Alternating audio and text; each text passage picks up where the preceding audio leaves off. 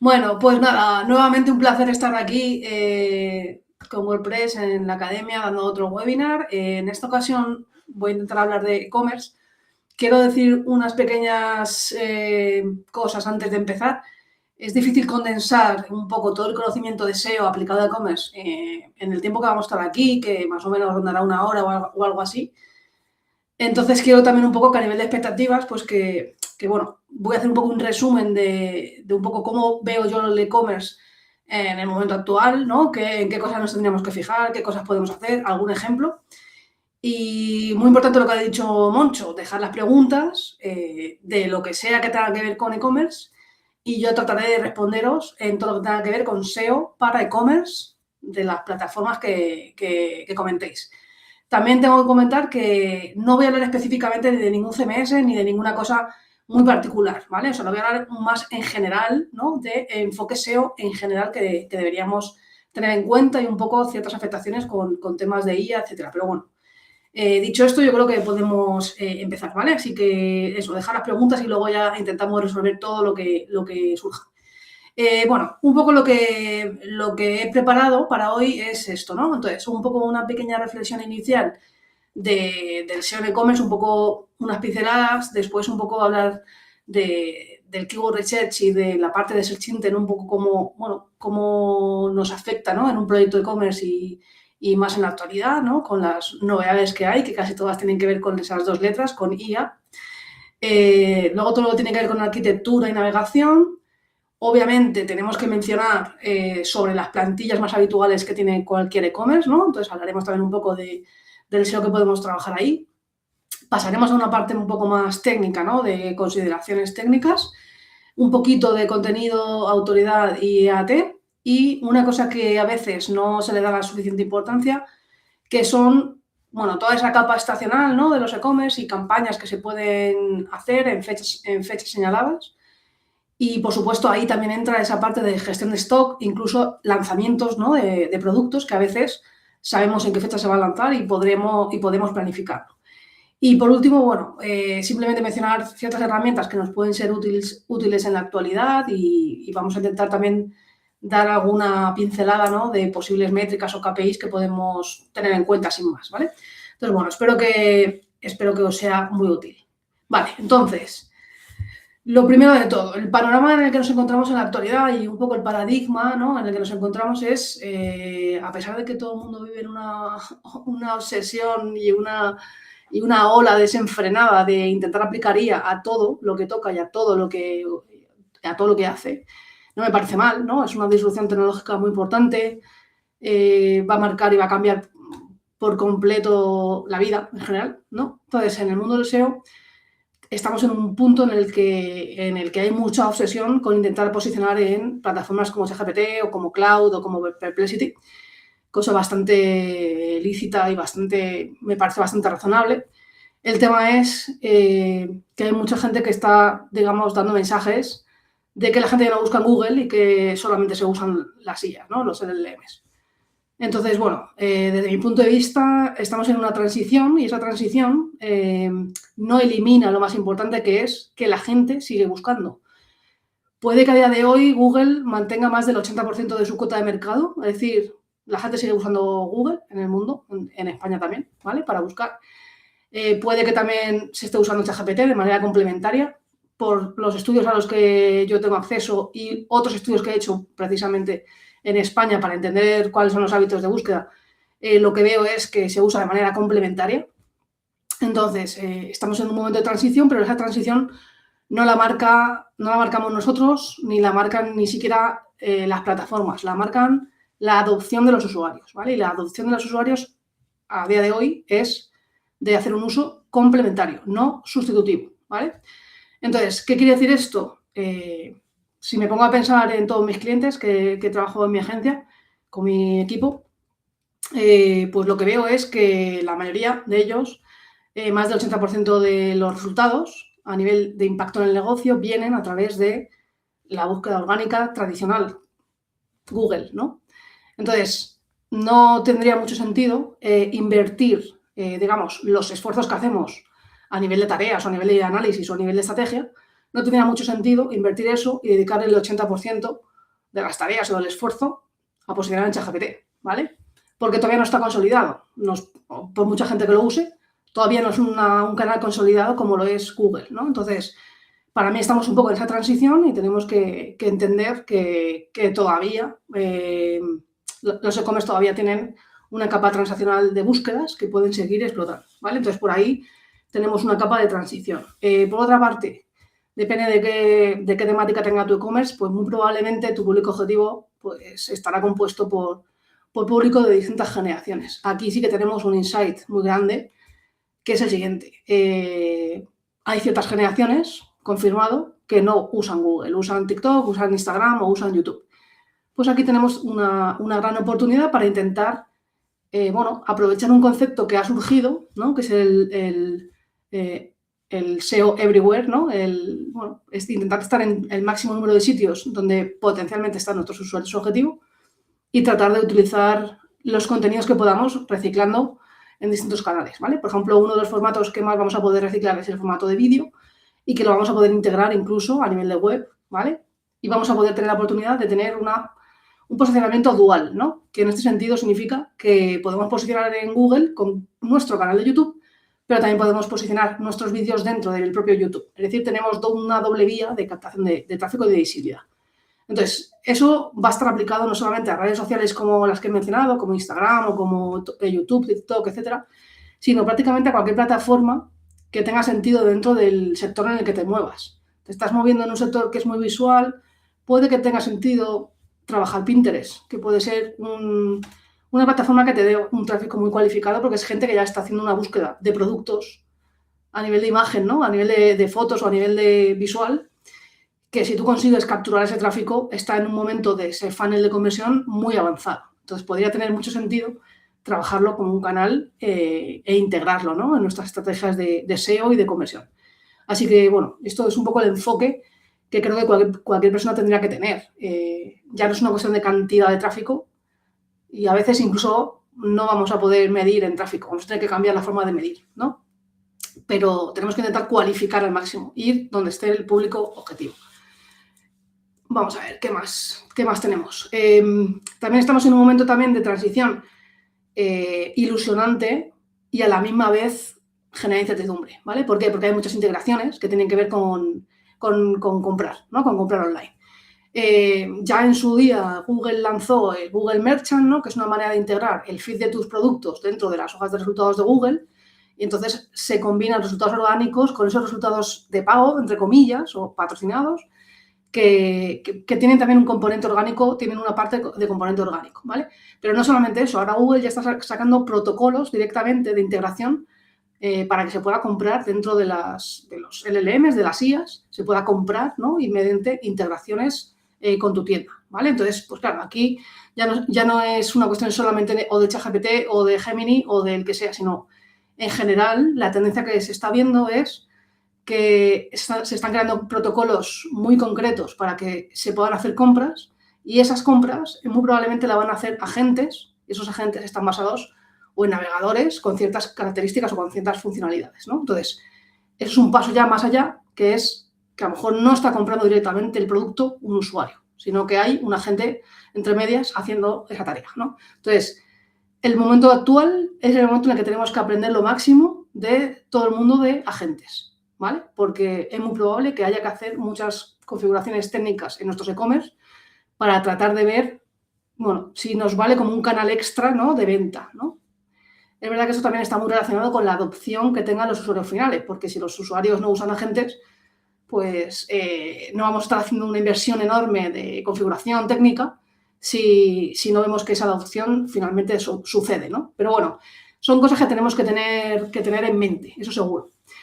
Y por último, un punto importante que tiene que ver con cómo entendemos el viaje que hace el usuario desde que tiene una necesidad o un problema y lo intenta resolver. Muchas veces nosotros desde el punto de vista SEO sí que hemos utilizado el funnel clásico, ¿no? O le llaman AIDA, ¿no? El de atracción, interés, deseo y acción, ¿no? Ese funnel, digamos, se ha reconfigurado por completo. ¿Por qué? Porque cada vez hay más canales, la gente recibe más impactos y los impactos que recibe y los canales que existen no siguen un proceso lineal, es decir, no es una cosa secuencial que digas, bueno, primero empiezo aquí, luego aquí, sino que estamos siendo bombardeados con estímulos todo el tiempo y luego hay una cuestión de personalización que hace muy difícil que podamos hablarle a nuestro, vamos a decir, buyer persona como si fuese solo uno, ¿vale? Es imposible, ¿no?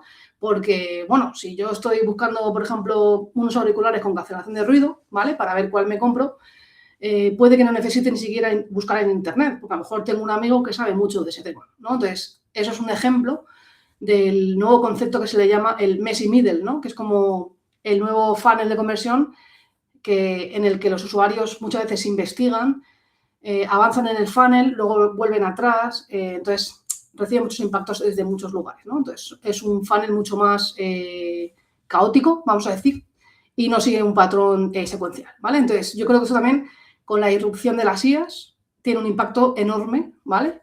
Y es meter más ruido a ese viaje del usuario, ¿no? Que antiguamente lo considerábamos lineal, secuencial, y ahora es imposible verlo de esa manera, ¿vale? Esto nos complica mucho a la hora de enfocar las estrategias y luego incluso hacer la medición, ¿vale? Así que esto es como el punto más introductorio y más de reflexión, ¿no? De cómo está el sector. Si vamos un poco a aterrizar a cosas clave que tenemos que tener en cuenta cuando nosotros hacemos nuestra estrategia SEO, ¿no? Para nuestro e-commerce, yo he traído cosas aquí que son totalmente tangibles, que trabajamos en el día a día de nuestra agencia, ¿vale? Es decir, yo tengo mi equipo, tenemos nuestros clientes y hacemos mucho trabajo para e-commerce, ¿vale? Entonces, una parte que ha sido muy impactada también por el tema de las IAs, ¿vale? Las IAs, aunque luego veré a ver qué preguntas habéis dejado, ¿no? Pero las IAs particularmente tienen como dos grandes efectos en nuestro trabajo como SEOs, ¿vale? Uno es que es un canal adicional en el que a lo mejor la gente empieza a hacer búsquedas, ¿vale? O cada vez hace más búsquedas y puede en algún momento sustituir a Google, ¿no? Esa puede ser una de las grandes preguntas que nos hagamos, ¿no? De, vale, ahora se desplaza el interés siempre es, el objetivo siempre es estar en Google, porque es el buscador con mayor cuota de mercado en España, seguramente en muchos países del mundo, no en todos. Vale, si eso se desplaza hacia ChatGPT, pues nosotros como SEOs tenemos que investigar, bueno, cuáles son un poco los criterios o los factores que hacen que ChatGPT o Perplexity responda una cosa o responda otra, ¿vale? Lo dejamos así.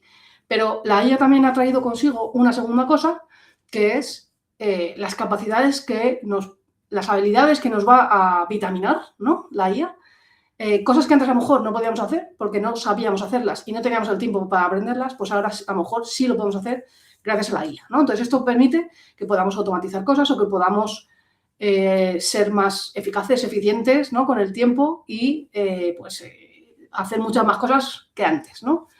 Vale, ¿qué ocurre con esto? Pues que esto muchas veces también lo que supone es se quieren automatizar cosas que a lo mejor o no se pueden, ¿vale? O no se deben automatizar. Entonces, yo he visto mucha gente haciendo un poco ciertas barbaridades con el tema del keyword search. Las herramientas como ChatGPT no tienen la información de cómo busca la gente, ¿vale? Cuando me refiero a cuando busca la gente es cómo busca la gente en Google. Obviamente, cómo busca la gente en ChatGPT es información que ni tenemos nadie ni es pública. Es decir, cada persona sabemos lo que buscamos cada uno, nosotros, en nuestra propia cuenta de ChatGPT, ¿vale? Entonces, con estas dos premisas, a no ser que utilices ya sistemas en los que, por ejemplo, hay MCPs, ¿no? Que son una manera de integrar cuentas que tú tienes de ciertos servicios, podríamos decir, yo tengo una cuenta de Sistris o de Ahrefs o de lo que sea, información de Google, ¿vale? Lo puedo integrar en ChatGPT, lo puedo integrar en Cloud, lo puedo integrar en otros sitios y a partir de ahí puedo construir algo para intentar automatizar la extracción de datos, ¿vale? Pero también sigue siendo peligroso porque el proceso de Keyword Research, tal y como yo lo concibo, es conocer el producto, conocer el sector, los competidores y conocer las necesidades del cliente. Entonces, si lo conceptualizamos así, automatizarlo, lo que nos va a hacer es, digamos, perdernos gran parte del conocimiento del proyecto. ¿Vale? MJ, creo que se te ha apagado la cámara. ¿Ah, sí? Sí. Mira, tengo aquí en azul, a mí me sale y yo me estoy viendo, no sé. Ah, bueno, yo no la veo. No sé si el público nos puede decir si se ve. Ah, Yo es que no la vale. veo. Aparece en negro. A ver si comenta alguien, porque yo aquí en el backend me veo con mi ¿Te cámara. ves? Yo sí me veo. Vale, pues será entonces mi navegador. Falsa alarma, disculpad, por Dios, perdona, perdona. No, no te preocupes. Gracias. En el chat no han dicho nada, ¿no? ¿O sí? Ahora se ve, ahora sí la veo. No sé por Vale, qué. no sé, no sé. Gracias, gracias. Veo que están atentos, ¿eh? Están Ya, atentos. genial. Gracias, gracias. Gracias y perdón. Tranquilo. Bueno, como comentaba, al final el keyword research depende cómo te lo tomes. Si te lo tomas como una tarea mecánica, rutinaria, vale, pues a lo mejor tu percepción es, la tengo que automatizar. Pero para mí el keyword research es entender el producto, entender las necesidades del cliente, entender qué ofrece mi cliente, o sea, perdón, entender las necesidades del usuario y luego entender el cliente que me contrata a mí para gestionar su e-commerce o para posicionar su e-commerce, entender también cuál es su propuesta de valor, es decir, ahí va un montón de cosas, ¿no? Entonces, a ver, un momento, que ahora, vale. Entonces, desde mi punto de vista, ¿se pueden agilizar ciertas tareas o subtareas del keyword search? Sí. ¿Se debería automatizar el keyword search entero? Para mí, no, ¿vale? Para mí no, porque te pierdes un montón de conocimiento. Y bueno, es un poco lo que quería comentar aquí. A nivel de Search Intent no hay grandes cambios, simplemente sí que podemos observar que a veces a lo mejor la longitud de las búsquedas puede ser mayor. La información que tiene lugar en ChatGPT nunca la vamos a conocer, ¿vale? No podemos saber ni inferir cuál es la búsqueda que hace una persona en ChatGPT, a no ser que esas personas las podamos entrevistar o podamos hacer un focus group o podamos hacer una encuesta en la que la gente desvele sus prompts voluntariamente o porque le has dado un incentivo, ¿vale? También es cierto que todo el mundo que hace encuestas tiene sesgos y a veces incluso miente, eso si no lo podemos ver muchas veces en las encuestas electorales. Entonces, el punto aquí es la intención de búsqueda ya no es una cuestión de cómo busca la gente en Google o en ChatGPT, que normalmente es diferente, porque ChatGPT sigue un patrón más conversacional y la gente ya cuenta su vida y habla de una manera diferente. En un buscador a la gente se le ha enseñado a escribir con palabras clave. Entonces no escribe de manera natural, como tendría una conversación o como le mandaría un audio a alguien, ¿vale? Entonces, ¿ha cambiado el search intent la IA? Desde mi punto de vista, no. Una cosa es que en Google utilicemos keywords o utilicemos palabras clave para hacer búsquedas, ¿vale? Y son palabras clave que, pues lo que digo, no son frases al uso como tendríamos en una conversación, pero eso no quiere decir que la necesidad que tengas o el objetivo que tengas no sea el mismo, ¿vale? Entonces, seguramente una persona que en Google está buscando ofertas de Nike, que es una búsqueda navegacional porque al final quieres un contenido relacionado con Nike, probablemente en ChatGPT pues le cuente un poco más su vida de lo que está buscando y le dé más detalle, ¿vale? Entonces, se produce como que las necesidades, al tú poder decirlas sin límites y no tener un cajón de búsqueda en la que parece que no puedes escribir demasiado, lo que se produce aquí es que se genera mucho long tail, ¿no? Se genera mucho long tail y, por tanto, mucho detalle y todo es muy granular, ¿vale? Entonces, nuestros keyword research ahora, nosotros tenemos que ir al máximo nivel de detalle, no solo teniendo en cuenta el volumen de búsqueda, sino teniendo en cuenta cuáles son todas las preguntas potenciales que un usuario se haría cuando va a usar nuestro producto o cuando va a utilizar un servicio o va a recibir un servicio, ¿no? Entonces, aunque yo aquí os he puesto un poco las intenciones de búsqueda, que son un poco las habituales, pues búsquedas informativas, ¿no? Más generales, búsquedas comerciales en las que tú ya, pues a lo mejor intentas hacer ya una comparación, ¿vale? Esto, por ejemplo, pues en ChatGPT muchas veces es muy probable que mucha gente busque quién es el mejor haciendo esto y dé un poco más de detalle, ¿no? De lo que pretende recibir. Y al final se podría catalogar, ¿no? Como una búsqueda de tipo comercial porque está intentando hacer una comparación o hacer un filtro, ¿no? de un contenido muy concreto que quiere, bueno, para tomar una decisión, ¿no? La parte transaccional, lo mismo, cuando tú ya tienes muy claro que quieres hacer una acción, bueno, pues aquí a veces incluso vas a ir directamente a la web que quieras hacer la acción, a lo mejor no haces ya una búsqueda. Y la parte local, que yo creo que aquí hay una oportunidad importante porque, bueno, los paneles que aparecen en Google de búsquedas locales siguen teniendo un CTR muy alto, ¿no? Entonces, aquí tenemos una oportunidad. Falta ver un poco cómo va a ser la evolución con las IAs, ¿no? Con los LLMs, Pero a priori la capa local creo que sigue teniendo un peso importante e interesante para considerar en nuestro e-commerce, ¿vale? Entonces, vamos a ver un poco cómo podríamos revisitar, ¿no?, el proceso de Keyword Research. Yo creo que es interesante de todo esto que yo os voy a contar, intentar que cada uno reflexione de, bueno, qué cosas sí que se pueden automatizar y se pueden agilizar y qué cosas no, ¿no? Porque al final, yo desde mi punto de vista lo que veo es que en el mundo actual lo más importante no es el volumen de búsqueda que tienen las palabras, ¿vale?, sino entender muy bien cuáles son los drivers que mueven la aguja, ¿no?, para que un usuario te termine eligiendo a ti o a tu producto, ¿no? Entonces, yo creo que ahí está un poco la clave. Entonces, yo os voy a contar un poco el proceso, que básicamente es el proceso que llevo haciendo 15 años. Obviamente se le pueden meter mejoras, se le pueden meter, como digo, ciertas, en algunas cosas sí que se puede automatizar, pero creo que es importante no perder el foco ni el tacto, ¿no?, de los proyectos, ¿vale? Entonces, lo primero de todo, revisión del catálogo de productos, ¿no?, entender muy bien, cuál es el catálogo con el que cuenta un proyecto.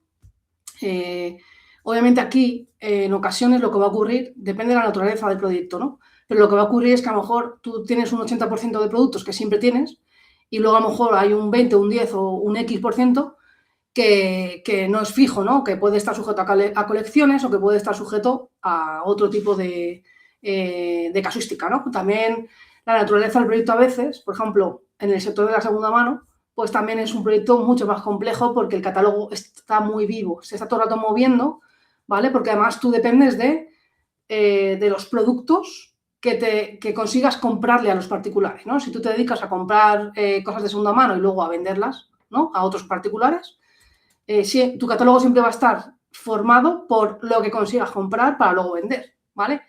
No es lo mismo que a lo mejor e-commerce un poquito más estándar, ¿no?, que están basados a lo mejor en moda, en ropa, en deportes, que al final va muy sujeto a colecciones, ¿no? Pues las marcas van sacando cada X tiempo modelos nuevos, ¿no? Pero hay una parte de basics, ¿no?, que siempre están, ¿no? Entonces, bueno, esto depende un poco del tipo de proyecto en el que estemos y del sector, ¿vale? Entonces, para mí es muy importante saber muy bien eso, tener un poco esos detalles, ¿no?, a nivel de catálogo. Luego, de los productos en sí mismos, es muy probable que no podamos hacer una generalización de cuáles son los atributos y características. A lo mejor lo tenemos que hacer por familias, ¿vale? Os pongo el ejemplo de una tienda de deportes. En una tienda de deportes, las maneras que tiene la gente de buscar es si el producto es para hombre, mujer o niños, si el producto es de una marca o no, si el producto es de un deporte o de otro, ¿vale? Y luego por naturaleza del producto, ¿no?, que podría ser, pues, yo qué sé, zapatillas, mallas, lo que sea, ¿no? Entonces, hay muchas formas de buscar, de llegar al producto, hay muchas maneras de llegar, ¿no? Entonces, hay que entender muy bien todos los atributos y características que tiene para, pues tener un mapeado, ¿no?, de las posibles vías de búsqueda que tiene ese producto. No obstante, aunque luego todo eso no lo podamos posicionar o sí lo podamos posicionar, toda esa información y todo este análisis también nos sirve luego de cara a muchas cosas que tienen que ver con UX y con CRO, ¿no?, de cómo ponemos los filtros y de cómo, qué tipo de filtros debería haber en un e-commerce, ¿no? Pues a lo mejor eso no es una tarea tanto de SEO, sino más bien de entender qué necesita el usuario para navegar bien por tu página, ¿vale? Porque al final, una persona que realmente tiene un conocimiento profundo me lo voy a inventar, de montaña, ¿no?, a lo mejor está buscando tiendas de montaña y hay un filtro que no está y que es importante, que puede ser, por ejemplo, que sea impermeable, ¿no? Entonces, al final, toda esta búsqueda podría ser transversal y nos podría ayudar a otros departamentos, ¿vale? También una cosa importante para decir. Ok, a nivel de categorizaciones, claro, ahora más adelante en la presentación hablamos un poco más de arquitectura, ¿vale?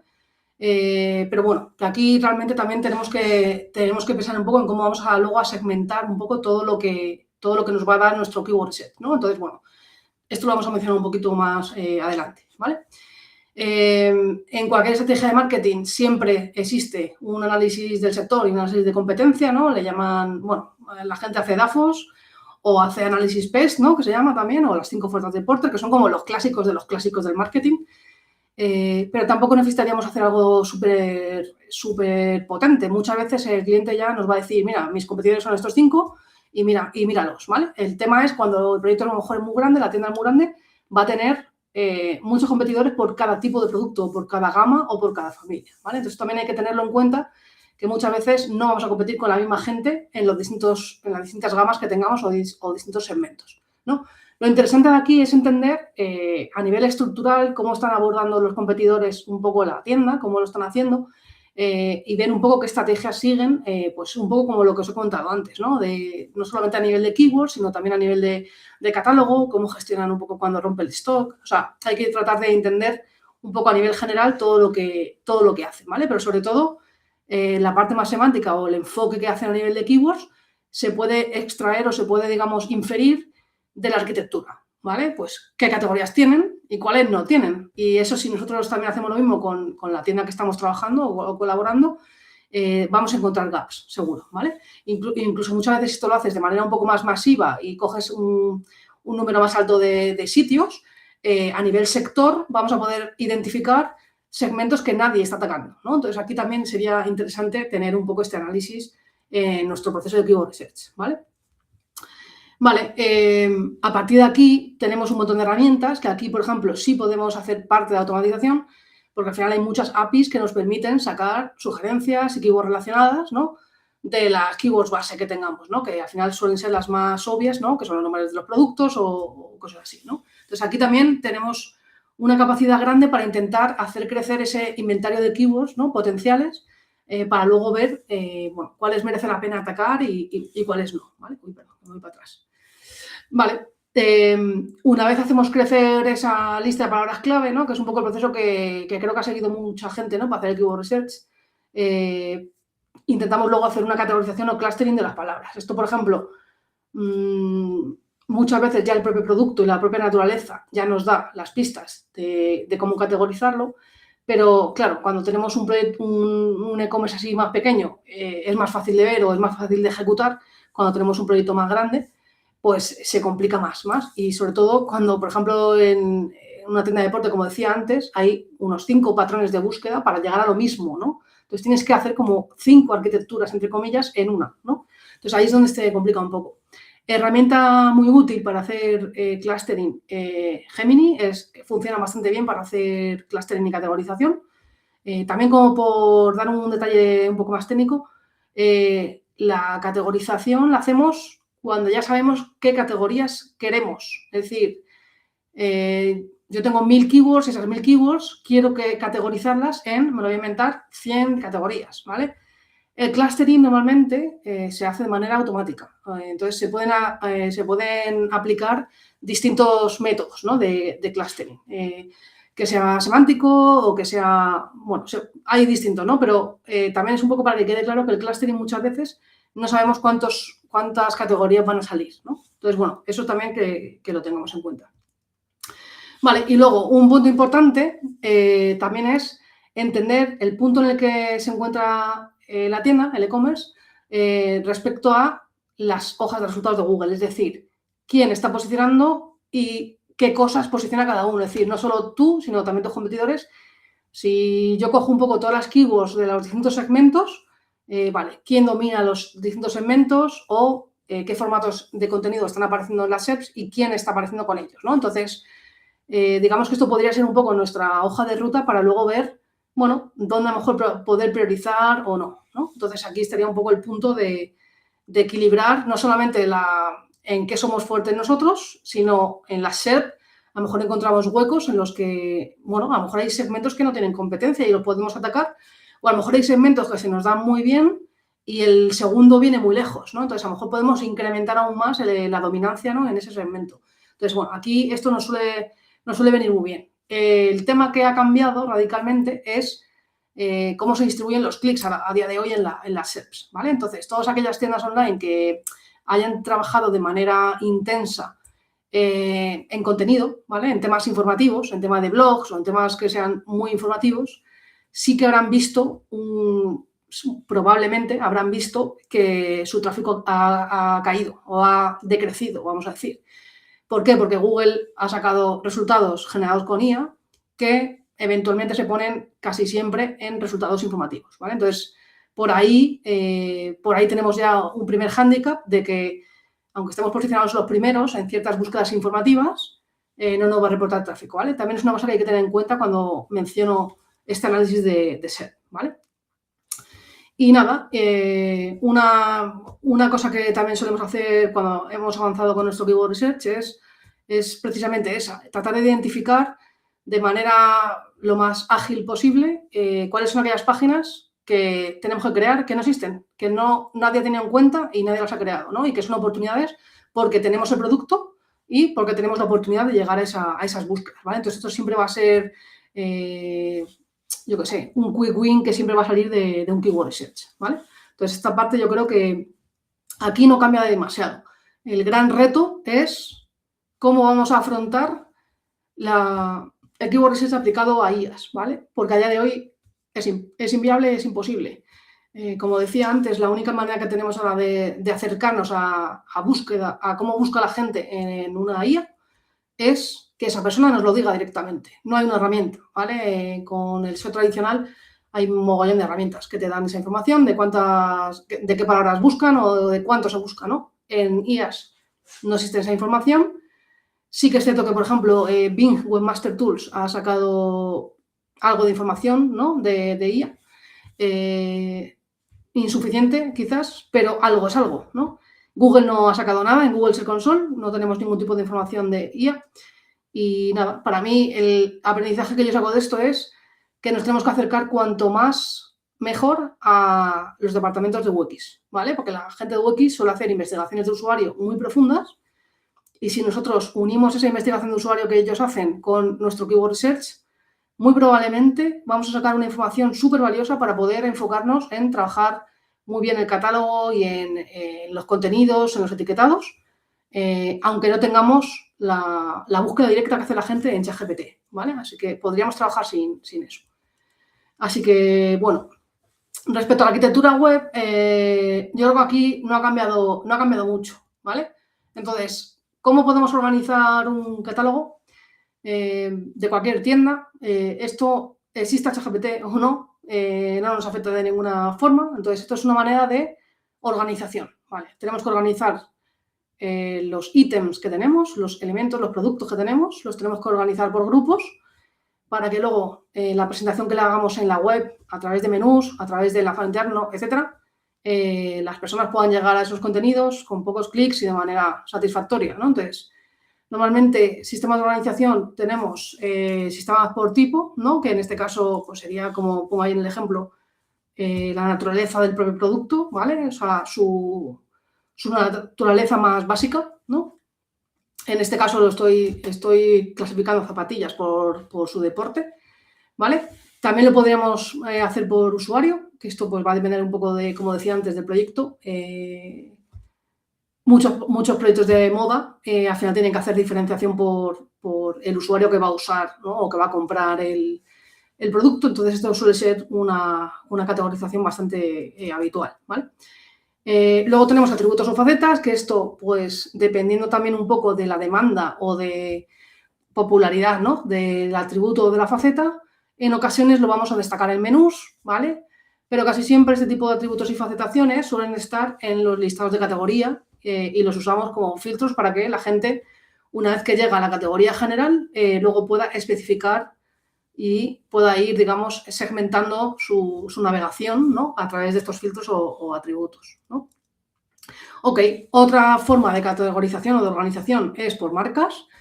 Al final, ninguna de estas es, ¿cómo se dice? Las podemos usar de manera concurrente todas a la vez. No son excluyentes, perdón, que no me salía la palabra.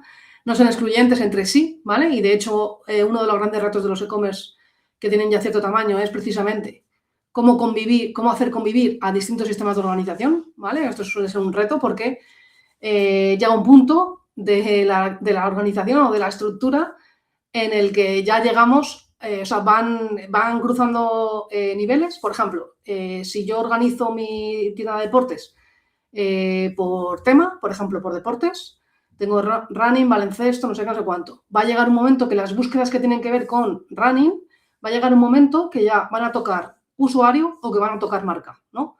Entonces, nos tocará tomar decisiones de por dónde le permitimos llegar al usuario a la ficha final, si por todas las posibles vías o una vez que lleguen a cierto cruce, a partir de ahí solamente se puede llegar por un camino y no por 3, ¿no?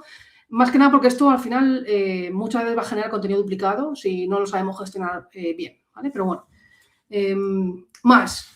Por ubicación, aquí también podemos tener cierta clasificación de contenido si lo hacemos en este caso podría ser países, ciudades y barrios, dependiendo un poco del e-commerce que tengamos. Si tenemos establecimientos físicos, pues hacer una página distributiva de las ubicaciones de las tiendas siempre va a ser muy buena idea. Entonces, aquí también tenemos una manera de organizar la información, ¿vale? Y luego, como os digo aquí, la combinación, que es la más habitual, que es que se mezclen distintos criterios, ¿vale?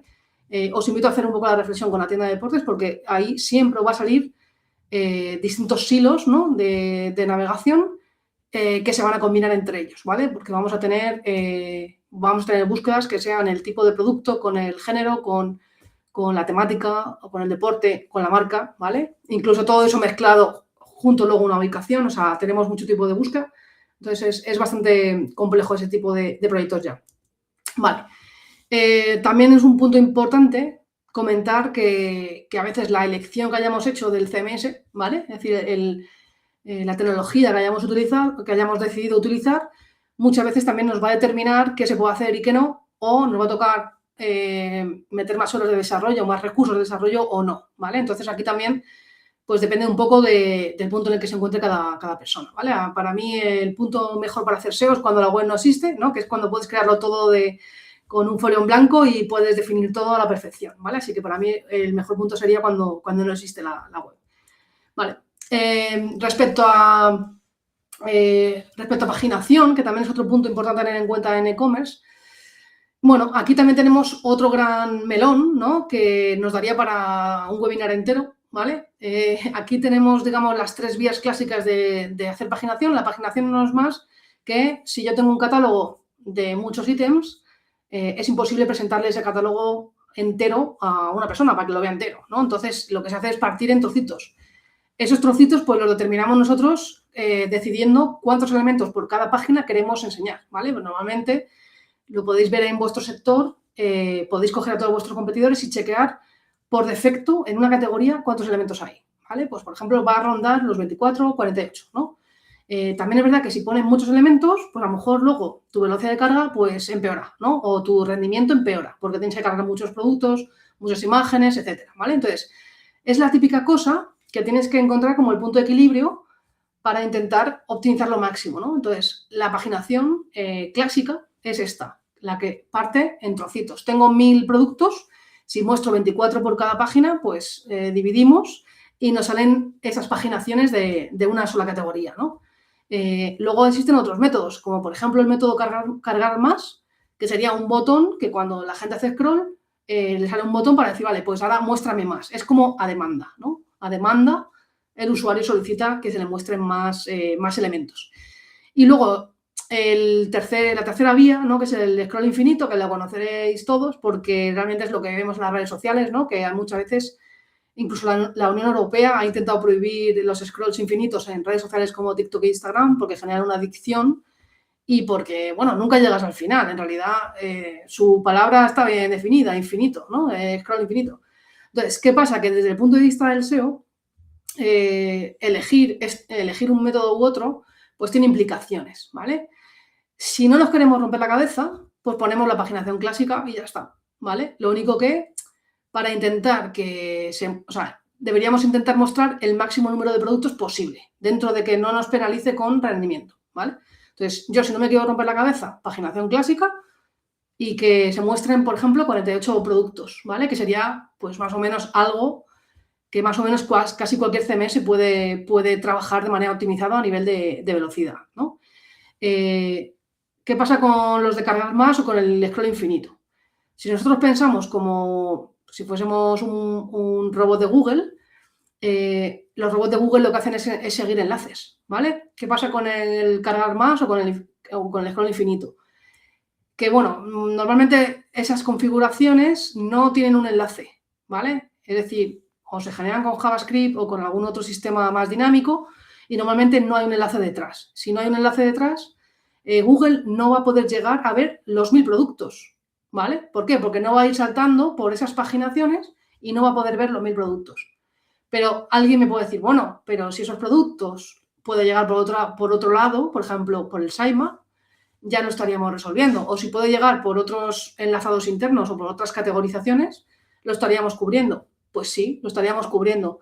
Entonces, aquí lo que realmente depende de la decisión, aparte de que no es una decisión única y exclusivamente de SEO, ¿vale? Es una decisión también de negocio y de producto. Lo más importante es pensar si todos los productos tienen el mismo peso, ¿vale? Si todos los productos tienen el mismo peso, pues a lo mejor no deberías poner un scroll infinito o un cargar más, ¿vale? Porque va a ser más difícil llegar a esos productos. Si hay algunos productos que pesan más que otros, deberían estar sí o sí en la primera paginación, ¿vale? Sí o sí deberían estar en la primera paginación y el método ya da igual. Tú pon tus top productos arriba del todo de tu listado, ¿vale? Y luego es verdad que con el paso del tiempo nosotros, por ejemplo, hemos ido desarrollando pues ya metodologías un poco híbridas y un poco más personalizadas en función de cada caso, ¿vale? Pues a veces tienes una paginación clásica solamente para las 2 o 3 primeras paginaciones y luego lo demás, digamos que está invisible para Google, capado, ¿vale? O se genera con JavaScript o lo que sea, ¿no? Es decir, solo quiero que veas las 2 o 3 primeras paginaciones, ¿no? De productos. También es una cuestión de cuantos más enlaces tú tengas en tu página, pues al final hay un flujo de vamos a decir, la fuerza que tú generas en una página web, ¿no? Que es consiguiendo enlaces externos, pues esa fuerza que tú acumulas, luego la vas a ir traspasando a través de tus enlaces internos, ¿no?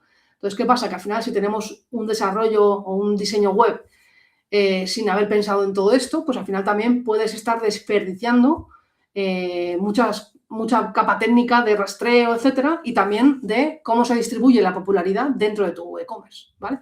Que aquí pues suele haber muchos errores, ¿no? Entonces, la paginación es uno de esos elementos que nadie quiere posicionar la paginación, pero la paginación es como un distribuidor, ¿no? De popularidad, rastreo y también de navegación, ¿vale? Así que es un elemento importante. Vale, y luego están las facetas, que las facetas yo las divido en dos, ¿no? Una son las facetas de ordenación, que básicamente, por ejemplo, yo os he puesto aquí un ejemplo de un producto que estoy deseando conseguirlo, no lo tengo todavía, que son unas zapatillas y han sacado unos productos en Nike que digamos que lo han hecho pues equipos de neurociencia y al final tienen unos sensores y unos nodos que al final te activan ciertas emociones y ciertas emocionalmente, ¿no? Y cerebralmente te activan ciertos circuitos y ciertos sistemas bueno, para que te recuperes mejor o para que te... Normalmente esto se usa cuando has hecho un deporte a lo mejor de alta intensidad y luego quieres recuperar. Bueno, este producto tiene X, o sea, esta categoría tiene X productos, ¿no? Entonces, ¿qué hacen los filtros de ordenación o las facetas de ordenación? Lo único que hacen es los mismos productos. Si yo tengo 100 productos, pues esos 100 productos se me van a presentar en un orden o en otro, ¿vale? Pues a lo mejor mi criterio de ordenación es, pues, por precio, por menos precio a más precio, o puede ser orden alfabético, o pueden ser otros criterios, ¿vale? Pero es mismos productos, diferente orden, ¿vale? Entonces, normalmente este tipo de... Si nuestro CMS está generando URLs con estos filtros, pues estos filtros nosotros no lo vamos a poder posicionar, porque es el mismo contenido, lo único que está cambiado de sitio, pero es el mismo contenido. Entonces, normalmente intentamos este tipo de URLs no usarlas, ¿no? Para nuestros proyectos. Incluso hay algunos e-commerce que este tipo de URLs ni siquiera las generan, es decir, se generan de manera dinámica, ¿vale? Te ordena por precio, pero no genera una URL esa ordenación, ¿vale? Esto es un punto importante. Y luego, las otras facetas son, vamos a decir, de especificar o restringir, ¿vale? ¿Qué significa eso? Que puedo pinchar en una de esas facetas, por ejemplo, no lo sé, de deporte, ¿vale? O de género. Pues a lo mejor ahí sí que me está generando una URL y lo que hace es, esos 100 productos que yo tengo, me quita los que no coincidan con esa condición, con esa característica. Pues si yo he elegido que género igual hombre, pues todas las que no sean de hombre, esos productos los va a eliminar de ese listado, ¿vale? Entonces, este tipo de facetación o de filtrado sí podríamos utilizarlo para posicionar, ¿vale? Porque a lo mejor se está buscando este tipo de producto más género, más color. Pues a lo mejor es una manera de posicionarlo. En vez de crear una categoría estática, pues tendríamos una URL como esta, ¿vale? También esto está muy sujeto a el CMS elegido, vuelvo a decirlo, y cómo lo hayamos configurado nosotros, ¿vale? Porque al final todo depende de lo que nos deje hacer el CMS y de lo que nosotros desarrollemos, ¿vale? Así que este es otro punto también importante. Cuando estamos en proyectos grandes, esto puede ser un dolor de cabeza porque ya no solamente es, por ejemplo, yo he puesto el ejemplo del género o del color, pero a veces tú puedes poner 4 y 5 filtros a la vez. Es decir, si nosotros no tenemos cuidado con esto, podrían aumentar nuestras URLs de manera exponencial. Y si aumentan de manera exponencial y ya las empezamos a... O sea, es un descontrol, ¿no? O sea, no controlamos todo lo que tenemos. Puede ser un problema grande de cara a la manera en la que Google rastrea el contenido y lo indexa, ¿vale? Podríamos tener problemas bastante graves, ¿vale? Esto es una cosa que con IAS o sin IAS sigue siendo un problemón, ¿vale? Así que hay que tenerlo en cuenta. Vale, ahora, esta parte. Estoy pensando ahora que se me ha olvidado meter un recurso, pero bueno, luego si no, se lo pasaría a Moncho corregida la presentación por si la comparte para que esté el recurso. Vale, aquí lo que yo he hecho ha sido coger las top plantillas, vamos a decir, y poner aquí una serie de criterios que sí o sí deberíamos considerar, ¿vale? Bueno, aquí está un poco la ficha de este producto que encima se llama Nike Mind, o sea, es como... Estoy estudiando neuromarketing, pues ya lo quiero comprar. O sea, ya no hace falta que me cuenten nada. Principalmente que tenga el contenido que el usuario, o sea, en este caso yo soy fan lover de Nike, con lo cual no me tiene que decir mucho para convencerme, pero una persona que esté investigando un poco sobre este producto y que no sepa si lo va a comprar o no y que un poco esté ahí, necesita contar con contenido, no solamente de qué es el producto y sus características, sino también casos de uso, en qué contexto se va a usar esto, incluso si hay opiniones de otros usuarios que la han comprado, ¿no? Y luego, desde el punto de vista SEO, todo lo que tenga que ver con enlazado interno, pues enlazar a la categoría, enlazar a la marca. En este caso es un e-commerce de una sola marca, es decir, es la marca de Nike, pero si tuviésemos un e-commerce de multimarca, pues tendríamos que estar enlazando la marca. Podemos tener nuestras migas de pan también y nuestros enlaces relacionados a productos que se parezcan, ¿vale? Y luego, todo lo que tiene que ver con nombre del producto, la parte de metadatos y, muy importante, el esquema. Esto es una de las cosas que más importancia tiene hoy en día, el tema del esquema, ¿vale? De los datos estructurados. Yo he hablado ya en varios eventos y lo he dicho, lo reconozco. Creo que no hemos hecho bien el trabajo de datos estructurados con el paso del tiempo, ¿vale? Porque en su día los datos estructurados se convirtieron en un juego de incentivos un poco cortoplacista, ¿no? Porque la gente usaba el dato estructurado solo porque Google le iba a poner en la hoja de resultados estrellitas, ¿no? Era el incentivo, es decir, si pongo esto y consigo estrellitas, me sube el CTR, consigo más tráfico, ¿vale? Y eso es una manera cortoplacista de ver para qué sirven las cosas. Y los datos estructurados sirven para dar un contexto semántico en Internet en general, no solamente para Google. Entonces, ¿qué pasa? Que ahora llegan las IAs y las IAs también, bueno, pues los datos estructurados son un contexto ideal también para los sistemas de recuperación, ¿no? Entonces, creo que tenemos una oportunidad muy grande a nivel de e-commerce de mejorar considerablemente todo el tema de datos estructurados, añadiendo entidades, relacionándolo con otras páginas, es decir, se puede hacer un trabajo aquí bastante importante, ¿vale? Así que nada, en cualquier caso, también un punto importante del producto, que va un poco más allá del SEO, que es orientarlo todo a conversión. Es decir, para mí una cosa que he aprendido con el momento en el que nos encontramos es que tenemos que ser lo más rentables posible en cualquier tráfico que consigamos en intentar convertirlo, ¿vale? Más que nunca, o sea, es como la economía de la escasez.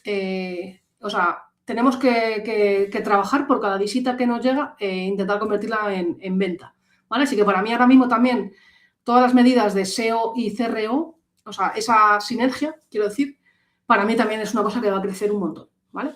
Así que bueno, esto es un poco en la parte de producto algunas consideraciones. En la parte de categoría, lo mismo. Aquí hay un punto importante que tiene que ver con, bueno, darle el orden estratégico a los productos que podamos, porque al final no todos los productos nos van a dar el mismo margen, ni van a tener la misma relevancia, con lo cual yo creo que ahí también tenemos una oportunidad. Todo el contenido que añadamos a los listados que sea realmente orientado al usuario y no sea el texto machacón de SEO que se ha estado haciendo 10 años, ¿no? De poner un texto ahí enorme, no sé qué tal, creo que podemos hacerlo mucho mejor, ¿no? Y por otra parte, insisto con el tema de los datos estructurados y con los metadatos. Es que es el momento ahora de trabajar entidades y de entender lo que tiene que ir en esos datos estructurados. O sea, es el momento de mejorar ahora, ¿vale? Bueno, y he querido añadir dos más, ¿vale? Dos plantillas más, aunque obviamente los productos y las categorías son las principales porque es donde está un poco el meollo. He querido añadir las páginas locales porque creo que también tenemos una oportunidad grande con los Store Locators de vincular esto, o sea, de trabajar esto a nivel web, pero vincularlo también con Business Profile, ¿no? Con la parte de Google Maps, creo que tiene todo el sentido del mundo.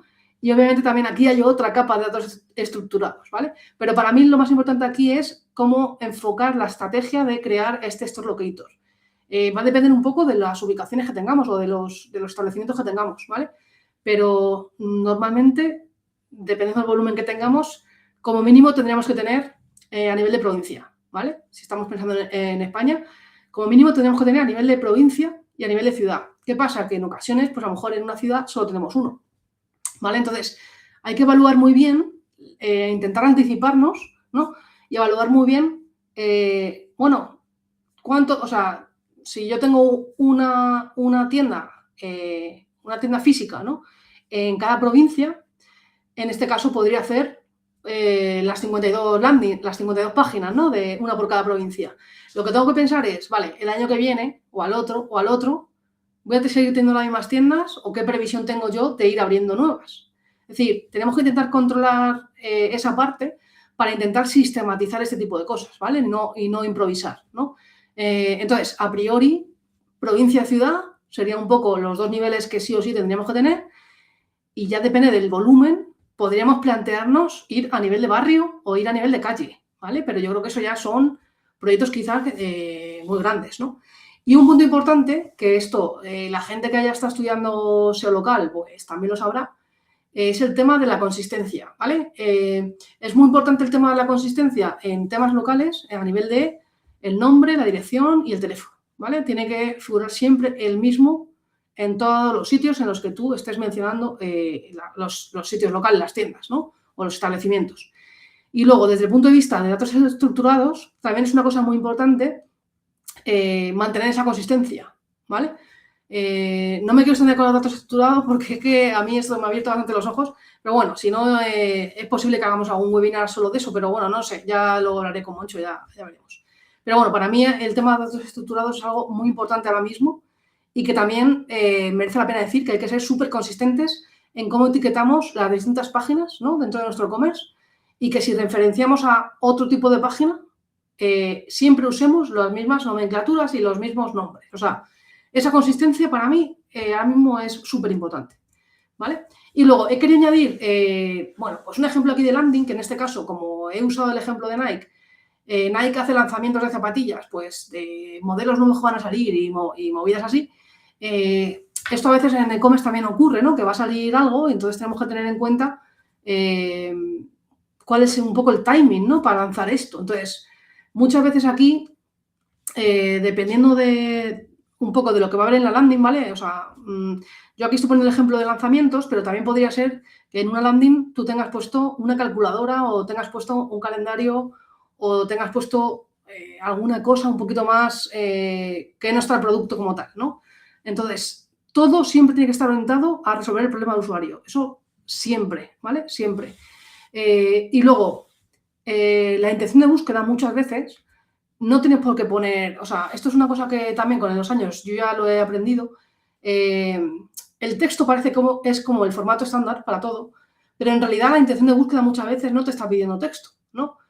Porque si yo estoy buscando lanzamientos de las nuevas zapatillas de Nike, yo lo que quiero es un calendario, no quiero que me cuentes un tocho de texto ahí y tal. Entonces, son como matices que a mí muchas veces me da miedo que con el tema de la IA, que todo el mundo quiere automatizarlo todo, ese tipo de matices se pierden, ¿no? Se pierden y al final luego lo que va a ocurrir es que hacemos estrategias que parecen fotocopias, que parecen artificiales y la gente no se centra en los detalles que importan, ¿vale? Entonces a mí esto me parece un detalle que puede parecer básico, seguro, estoy segura que puede parecer básico, pero no lo es. Y muchas veces cuando llegan proyectos en los que no consiguen posicionar o que no tienen los resultados que quieren y muchas veces es como, es que estás intentando posicionar esto que te está pidiendo imágenes o te está pidiendo algo visual y lo estás intentando posicionar con un texto. Entonces, parece una tontería, pero no lo es, ¿no? Entonces, intentemos fijarnos también en lo importante.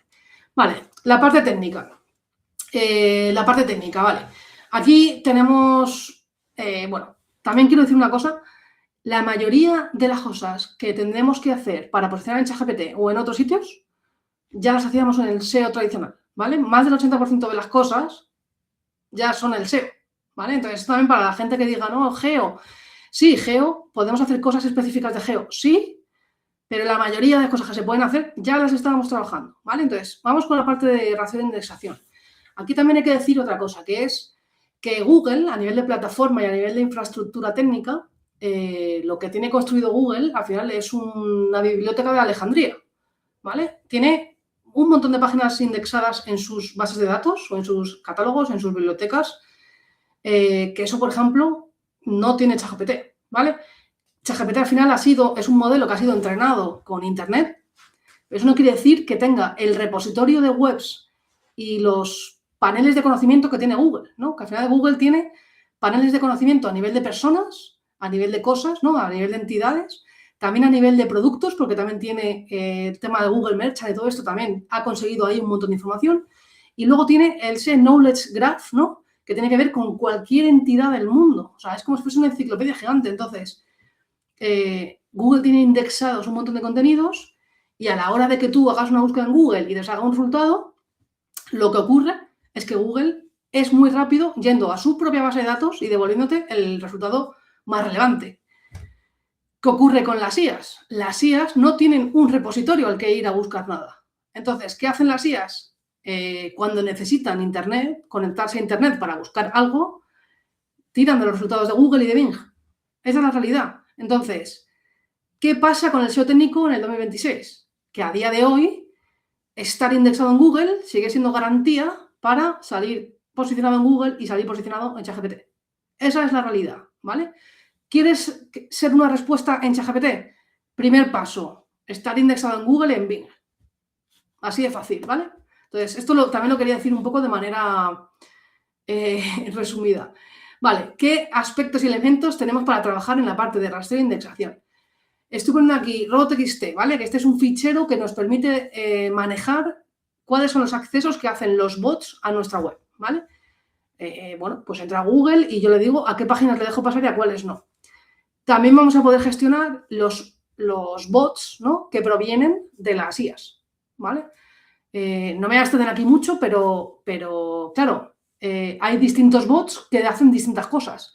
Tendríamos que a lo mejor recopilar todos esos y ver si queremos nosotros también aparecer en las respuestas. También tenemos que saber qué bots tienen que tener acceso a nuestro contenido, ¿vale? Eso también es un punto importante que deberíamos estar considerando.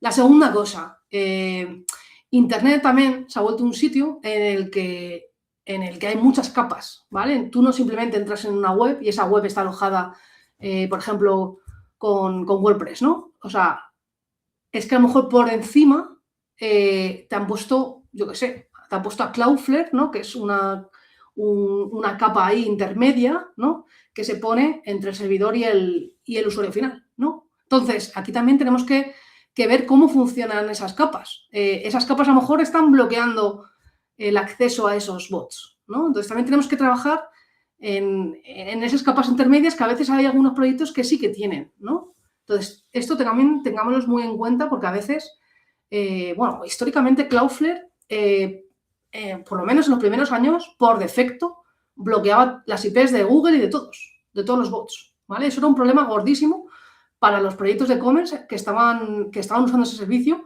y que muchas veces no eran conscientes de que su problema de rendimiento orgánico venía porque precisamente parte de su sistema o de su infraestructura estaba bloqueando las IPs de Google, ¿vale? Así que esto también es un punto en 2026 bastante crítico.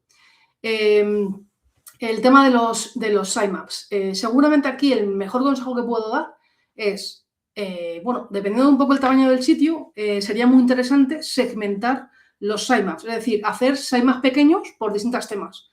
Muchas veces eso nos va a ayudar a que a través de Google Search Console vamos a poder identificar qué partes de nuestra web se está indexando y cuáles no, y lo vamos a tener por segmentos, ¿vale? Entonces, esto muchas veces es muy interesante enfocarlo así, ¿vale? Por un tema de medición.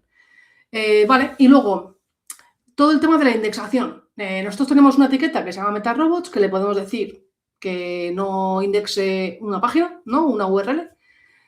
Todo lo que no esté indexado no va a estar disponible para aparecer ni en resultados generados por IA, como son iOverviews en Google, o los LLMs, que son ChatGPT, Cloud, Perplexity, etc. Es decir, tenemos que estar indexados, ¿vale? Todo lo que no esté indexado se queda fuera de aparecer como respuesta, ¿vale?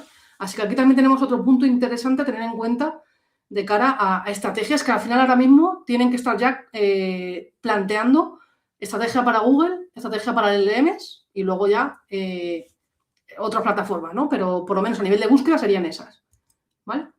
Y lo mismo, la etiqueta canónica, que es una etiqueta que al final te permite indicar cuál es el contenido duplicado que tiene tu web, pero en principio es una etiqueta, yo la llamo etiqueta parche, y es una etiqueta que Google no siempre hace caso. Entonces, bueno, si nosotros hemos creado una arquitectura bien hecha, no deberíamos tener problemas y tener que tirar de esta etiqueta, ¿vale?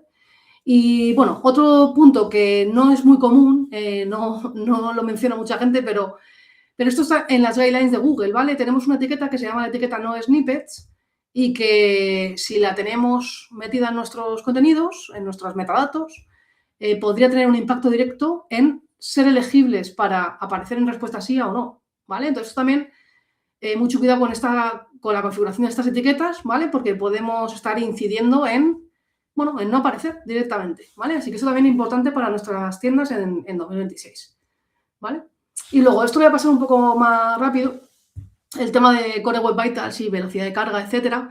Estas son un poco las tres métricas, ¿no?, que se tienen en cuenta para intentar traducir todo el tema técnico de velocidad, rendimiento, etcétera, a algo más de, vamos a decir, UX, ¿no?, que sería el LCP, que tiene que ver con cuál es el contenido que es más grande y tarda más en cargarse, en pintarse, ¿no?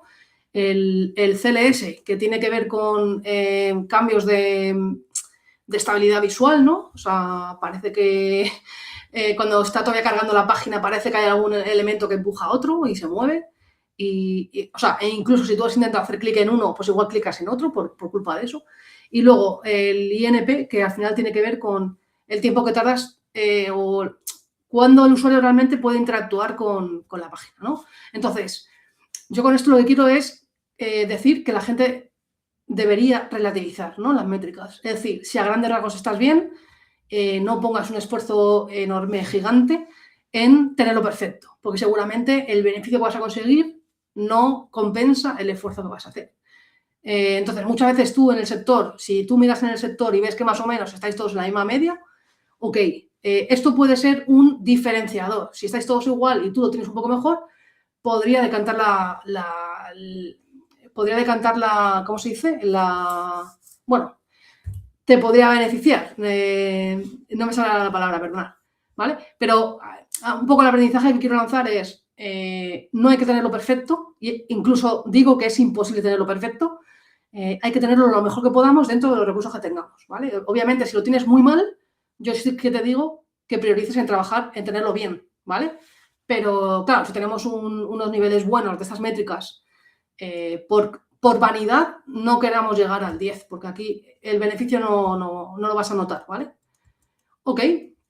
Y luego, otro punto bastante álgido en el mundo en el que nos encontramos ahora mismo con las IAs, bueno, aquí os he puesto un poco como los 4 grandes tipos de configuración de sitios que estén basados en JavaScript, ¿vale? Hay e-commerce que utilizan a lo mejor frameworks o librerías que ya son prácticamente 100% JavaScript. Tenemos que tener en cuenta que esto muchas veces las IAs y los LLMs bueno, no tienen la capacidad de procesar de procesar JavaScript como lo hace Google, ¿vale? Porque además es muy caro este procesamiento. Entonces, como a grandes rasgos, para tampoco asustar a nadie, que tampoco es el nivel técnico que tendrá aquí la gente, básicamente esto lo que significa es que hay una configuración que se llama CSR, que básicamente, digamos que el contenido que tú tienes en tu web, el navegador se encarga de convertirlo a HTML, ¿vale? Hay otra configuración que sería el SSR, que lo que haría sería que es el propio servidor el que ya convierte en HTML todo el contenido de tu página para que cualquier persona ya reciba el HTML directamente desde el servidor, no desde el navegador. Y luego hay opciones intermedias, como veis ahí, que ya sería pues opciones de pre-rendering, etcétera, ¿vale? El tema es, como las IAs y los LLMs tienen bastante problema para procesar esto, pues muchas webs y muchos e-commerce que se hayan decantado por desarrollos o por frameworks que están muy basados en JavaScript o tienen un nivel muy alto de JavaScript, pues aquí puede que tengan problemas, ¿vale? Así que esto también es como un aviso navegantes de que una vez que las IAs a nivel de búsqueda vaya subiendo la adopción por parte de los usuarios, la tecnología nos puede llegar a generar cierta deuda, ¿no?, tecnológica de la decisión que tomamos de irnos a un esto de JavaScript, ¿vale? A un framework de JavaScript. Entonces, esto es como warning, ¿no?, para la gente que tenga esa casuística, ¿vale? Ok. Datos estructurados, como he dado un poco la brasa con esto, aquí he puesto un poco un ejemplo de lo que sí o sí tendría que tener cada una de las páginas, ¿vale?, a nivel de marcados. Pero insisto que lo más importante es cómo vamos a relacionar unas páginas con otras desde el esquema y cómo vamos a incorporar las entidades que tienen que incorporar nuestra tienda, ¿vale? Para mí este enfoque no lo hemos hecho en el pasado. Por eso digo que lo veo muy importante intentar abordar ahora, ¿vale? Así que bueno, no me paro mucho más aquí. Y luego quería sí o sí mencionar los dos grandes mitos que hay un poco ahora mismo en la conversación de SEO, que uno es el fichero llm.txt, ¿vale? Es un fichero que Google no hace caso para nada, ¿vale? Y a priori, bueno, a lo mejor hay gente que lo está usando, pero realmente no tiene un uso claro, ¿vale? Eso también a veces es como el efecto de tomarte un medicamento y creerte que te funciona. Bueno, yo no he visto que nadie demuestre que ese fichero tenga ningún impacto, ¿no?, en la visibilidad de NIAS, ni en el posicionamiento, ni en nada, ¿vale? Entonces, yo lo dejo aquí como un mito que ahora mismo es más que un rumor, ¿vale? Y luego tenemos otra cosa que se llama Markdown, que es como una especie de código, ¿no?, que digamos que podría coger el HTML de tu página y convertirlo como si fuese un texto orientado a que las IAs lo entiendan mejor, ¿vale? Sin las etiquetas HTML. Hay servicios como Cloudflare que ya están permitiendo que tú cojas toda tu web, la conviertas a Markdown de cara a las IAs. ¿Ha tenido algún impacto? Yo todos los experimentos que he leído y todas las cosas que he leído no ha tenido ningún impacto, ¿vale? Entonces, con esto, el mensaje que quiero mandar es cuidado con las modas, cuidado con las cosas que, como estamos ahora mismo en un momento de transición hacia esta disrupción tecnológica que ha aparecido, que son las IAs, y bueno, pues suele haber mucho ruido, suele haber también mucha desinformación, y esto ahora mismo no es nada, ¿vale? No es nada, me refiero, no es algo que nadie debería estar haciendo. Ahora, si lo quieres probar y ver si realmente tiene impacto, genial. Todos los experimentos que yo he visto, cero resultado, ¿vale? Entonces, empleemos tiempo en cosas que puedan tener un impacto y que puedan tener un rendimiento, ¿vale? Y no estemos ni con modas ni con egos de, bueno, me quiero poner una medalla de he puesto esto y es una innovación dentro de la empresa. No vale para nada, ¿vale? O sea, lo que vale es que la empresa sea sostenible y que sigamos vendiendo, captando el tráfico o captando la visibilidad de los canales que podamos, ¿vale? Ok, la parte de contenido y de EAT, bueno, no es muy extensa, ya os digo. Aquí he puesto algunas cosas que me he ido encontrando con el paso del tiempo en los proyectos, que básicamente son retos que tenemos que seguir intentando resolver un poco desde sistemas y desde, bueno, la inteligencia humana, ¿no?, que es bueno, cómo conseguimos descripciones únicas cuando a lo mejor nosotros estamos vendiendo cosas que no fabricamos nosotros, ¿no? Entonces, aquí donde yo veo la clave es entender muy bien qué cosas podemos automatizar y qué cosas no, ¿vale? Cosas en las que podemos automatizar, seguramente, datos técnicos y descripciones de características que son muy objetivas, ¿vale? Pues obviamente ahí no te vas a poder reescribir ni hacer cosas como Shakespeare, ¿no? O como el Quijote, o sea, o como, sí, o en plan el Quijote.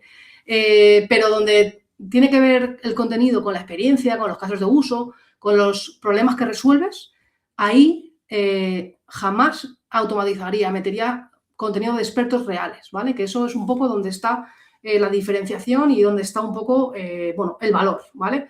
Y los usuarios lo notan. O sea, creo que a día de hoy hay mucha gente que ya sabe cuando un contenido está hecho con IA.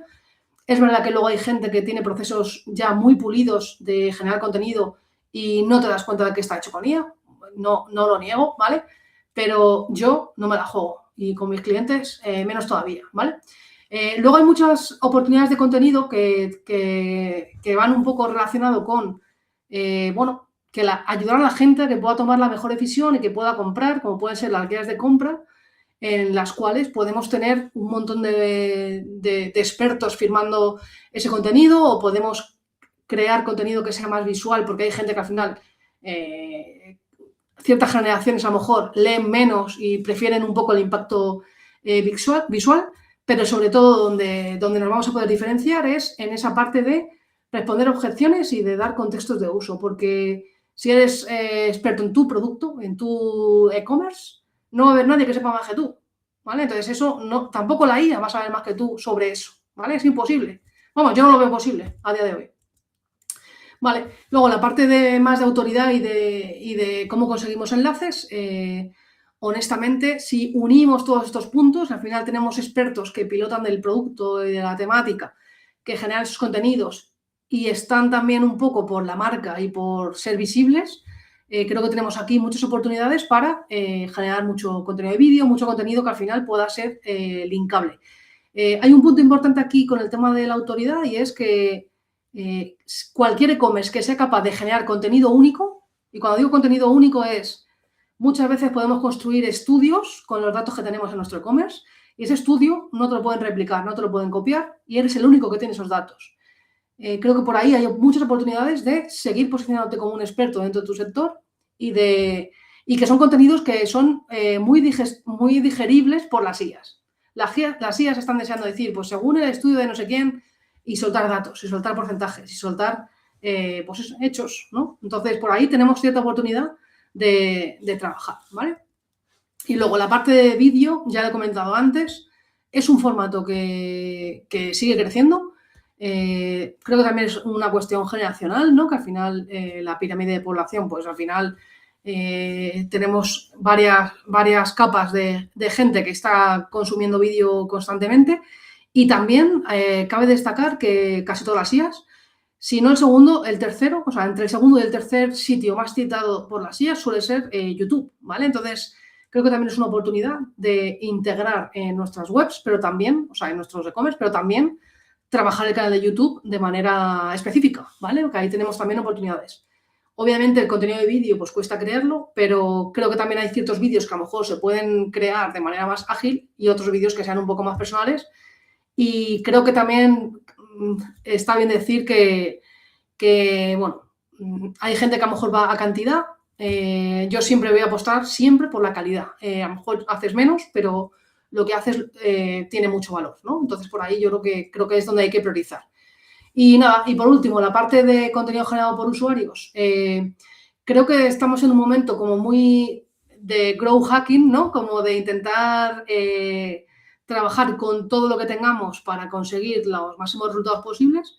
Entonces, bueno, por aquí tenemos ciertas cosas que se pueden trabajar, que ya sería, si nuestros equipos de social media hacen campañas, pues ver qué manera de integrarlo tenemos a nivel de web, porque aquí también vamos a impactar en la parte de CRO, ¿no? De conversión, con la parte de estrellitas, prueba social, testimonios, reseñas, etcétera. Entonces, aquí yo creo que también podemos trabajar mucho, incluso ayudar a los usuarios a cómo dejar reseñas. A veces también lo vamos a poder sistematizar o vamos a poder intentar influir en ello, ¿vale? Entonces, bueno, aquí tenemos también bastantes oportunidades. ¿vale? Aquí os pongo un ejemplo de una tienda de guitarras que, bueno, me gusta cómo lo enfocan. Como veis aquí, a nivel de categoría, estamos en la categoría de guitarras eléctricas, y aquí a nivel de categoría lo que hacen es que hay un equipo específico de guitarras que son los que te van a contestar, ¿vale? Esta gente es que han rediseñado la web, entonces antes del rediseño, este equipo de guitarras estaba dentro de la categoría, como había un texto y al lado estaba la foto de ellos, ¿vale? Que yo creo que antes lo tenían mejor, pero bueno, aún así me gusta el ejemplo, por eso lo quería mencionar, que al final cada categoría que tienen en esa tienda tienen un equipo de gente, de expertos diferente, obviamente, porque cada uno dominará lo suyo, ¿no? Entonces, bueno, me ha parecido interesante también destacar, ¿vale? Y luego la parte de SEO estacional, que creo que también tiene mucho peso en e-commerce, ¿vale? Lo vivimos. Bueno, la primera vez que tú te enfrentas a trabajar, yo qué sé, un Black Friday o un San Valentín o una fecha de ese estilo, el primer aprendizaje es no metas el año en la URL, ¿vale? Usa siempre la misma URL. Entonces, estamos en 2026, dentro de poquito va a ser el Día del Padre, pues vamos a atacar con una URL el Día del Padre y el año que viene, en 2027, tendremos la misma URL, no tendremos una URL nueva, porque si creamos una nueva, empezamos de cero, ¿no? Entonces, aquí tenemos un aprendizaje. La única vez en la que sí deberíamos crear la URL con el año es que cuando sepamos positivamente que, por ejemplo, el Día del Padre se busca de manera retroactiva. Es decir, si la gente busca, si estamos en 2026 y la gente busca, yo qué sé, el de 2020, vale, pues entonces tendrás que tener un repositorio de URLs, una por cada año, ¿vale? Pero cuando hablamos de fechas como el Black Friday, como, yo qué sé, fechas señaladas de este estilo, normalmente la gente busca la siguiente fecha, no busca hacia atrás, ¿vale? Entonces, esto para tenerlo en cuenta. Entonces, la primera vez que nos enfrentamos a esto, lo que tenemos que conseguir es que la página se indexe antes de que la gente lo empiece a buscar de manera masiva. Esto es la clave, ¿vale? ¿Por qué digo la primera vez? Porque es que la siguiente vez, como hemos dicho que vamos a usar la misma URL, esa URL va a seguir indexada el año que viene, ¿vale? Entonces no tendremos que trabajar la indexación, sino la reindexación, que ya es más fácil, ¿vale? Ok, como veis aquí, nosotros vamos trabajando el contenido y cuando se acerque la fecha, nosotros tenemos que conseguir que Google vea el contenido definitivo antes de que exploten las búsquedas, ¿vale? Ok, después, cuando ha terminado el día, la fecha, nosotros seguramente esa página la vamos a desenlazar, ¿vale? De nuestros menús o de nuestra home, ¿no? Porque muchas veces esto lo usamos como una campaña, la campaña de San Valentín o del Día del Padre o del Día de la Madre. Pues nosotros cuando acabe el evento, pues ya habrá otra campaña, no habrá esa, la quitaremos, desenlazamos. Desenlazar no significa desindexar, ¿vale? Desenlazar simplemente significa que no la dejamos accesible en la navegación, pero esa URL sigue existiendo, ¿vale? Esa URL sigue existiendo y la dejamos un poco ahí olvidada y yo he visto ejemplos de webs que la semana siguiente de la fecha ya lo está trabajando para el año que viene, ya le cambia el año y ya le pone Black Friday 2027, ¿vale? Entonces, esto también es un punto que también podéis coger como consejo, ¿vale? Y como veis aquí, antes del siguiente año, pues tendréis que trabajar y optimizar el contenido antes de que llegue la fecha, del mismo modo. ¿Qué ocurre a veces en e-commerce? Pues que los productos finales, o sea, al final Black Friday se ha convertido, no sé si decir, en un poco commodity, ¿no? Es como que hemos heredado esa fecha de Estados Unidos más bien, ¿no? Y a veces ahora dura una semana o dura 2 semanas, depende de la gente ya un poco adapta e inventa un poco la campaña a su gusto, ¿no?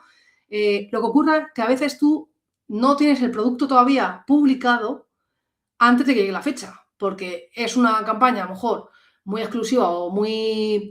O sea, hay ofertas muy buenas, claro, tú no puedes publicarlo antes, lo tienes que publicar cuando se acerca la fecha o el mismo día, ¿vale? Entonces, esto también es importante reseñarlo de cara a la parte de indexación, etcétera, ¿vale? Que ahí también tenemos un reto interesante, ¿vale?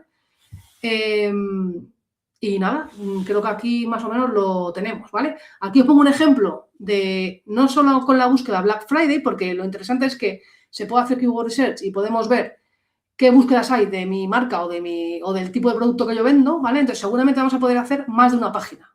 Podemos tener una página de Black Friday y luego subpáginas, ¿vale? Entonces, aquí lo que veis, aunque esto es un dato a nivel mundial, no es a nivel España, es que la tendencia siempre ocurre en el mismo pico, pero sí que es verdad que ya lleva unos años que está un poco en declive, ¿vale? A nivel mundial, que esto habría que verlo a nivel España, ¿vale? Pero bueno, esto es Google Trends, es una herramienta que podéis ver para prácticamente cualquier tendencia, para poder estudiarla. También podéis ver de manera retroactiva, es decir, cómo fue el Black Friday del año anterior o en un país concreto, entonces eso está interesante, ¿vale? Y luego los contenidos especiales, que aquí yo no, o sea, lo meto dentro de contenido estacional porque suelen ocurrir en un momento del año más o menos, hay un pico más alto, aunque es verdad que regalos, o sea, por ejemplo, regalos Nike para hombre, tiene más o menos una base fija todo el año de búsqueda, es decir, lo busca mucha gente todo el año, pero luego hay un pico en diciembre, ¿vale? Entonces, aquí podemos tener una arquitectura específica solo de regalos dentro de nuestra tienda online, ¿vale? Y la podemos ir dando más peso o menos peso en función del tiempo, del momento, quiero decir. Obviamente, para diciembre lo tenemos que tener súper bien trabajado a nivel de home, de enlazado interno, etcétera, ¿vale? Y luego, por último, la parte de gestión de productos in stock, ¿vale?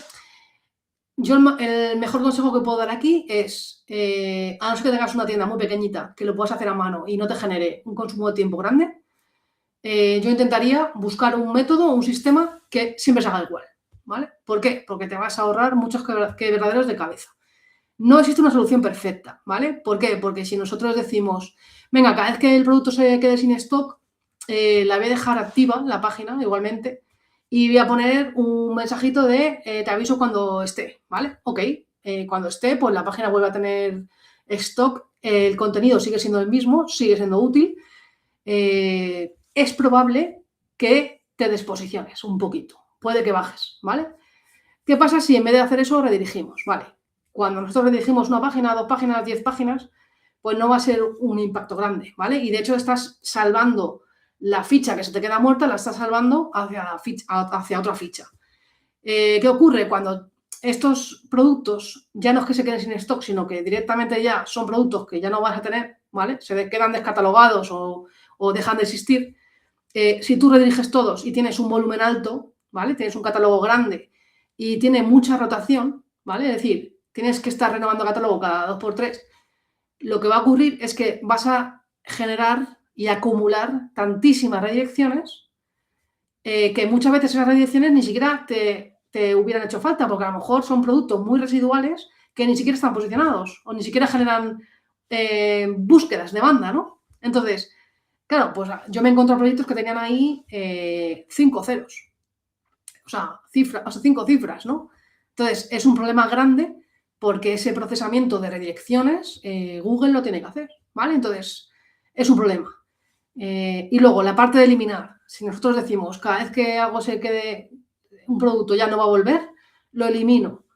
Bien, es decir, a nivel técnico, bien, solo que a lo mejor si un producto lo ha petado y te has posicionado porque era un producto que de repente se ha hecho viral o lo que sea, todo lo que haya ganado esa ficha lo vas a perder porque lo has eliminado, ¿vale? Entonces, al margen de la que elijamos, lo más importante en el SEO ya no es tanto la solución que ponemos, sino el sistema que creamos, ¿vale? Tenemos que crear un sistema que nos permita adelantarnos a los problemas, ¿vale? Y es verdad que nunca va a ser perfecto, pero intentar escoger la solución que mejor se adecue a nuestro caso, ¿vale?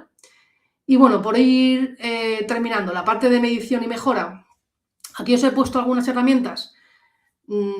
Como veis, no he inventado la rueda, o sea, hay herramientas de analítica que son bastante obvias, Analytics 4, Search Console, herramientas más de visibilidad como Sistrix, Semrush o Ahrefs, y luego tenemos herramientas que son más de tipo crawling, como Screaming Frog y Sitebull, y creo que una de las cosas que va a ganar más enteros en los e-commerce es el análisis de logs, ¿no? Que es revisar los accesos o los logs del servidor, ¿no? Por ahí creo que va a haber una tendencia al alza porque necesitamos entender si las IAs están rastreando nuestro contenido o Google o cómo se está haciendo todo. O si tengo un sitio de JavaScript, cómo se está haciendo, cómo está haciendo el rastreo y el renderizado, ¿no? Y luego, la parte de rendimiento, pues tenéis, herramientas clásicas como PageSpeed, Lighthouse y también tenéis Debugbear, que es una herramienta también basada en Core Web Vitals, ¿vale? Por lo demás, yo intenté hacer un ejercicio un poco de qué KPIs podríamos tener en cuenta para e-commerce. Aquí os he puesto alguno. A nivel de negocio, creo que más que nunca este es el número en el que nos tenemos que centrar, en el impacto en negocio, ¿vale? Obviamente hay una parte de nuestro funnel que se va a reconvertir porque hay parte de las búsquedas que ya no generan tráfico, ¿vale? Estamos acercándonos hacia un mundo sin clics, más en la parte informativa que en la transaccional, ¿vale? En la transaccional todavía tenemos bastantes buques insignia para trabajar, pero creo que un poco los e-commerce tendrían que mirar el dibujo completo, es decir, el número total, que es lo que les va a indicar realmente si están yendo bien o mal. Es verdad que luego la atribución tenemos un reto gigantesco porque ahora mismo es muy difícil atribuir de dónde vienen las cosas, ¿vale? Porque cada vez hay más plataformas, cada una mide de una manera. Bueno, es un poco complejo, ¿no? Ahora mismo, pero bueno, creo que el dato total del pastel cada mes nos va a decir si vamos bien o vamos mal. A nivel de rankings, creo que no podemos mirar los rankings en global, tenemos que hacerlos segmentados por intención de búsqueda y sobre todo en e-commerce centrarnos probablemente en la parte más transaccional y luego aplicado a segmentos, ¿vale?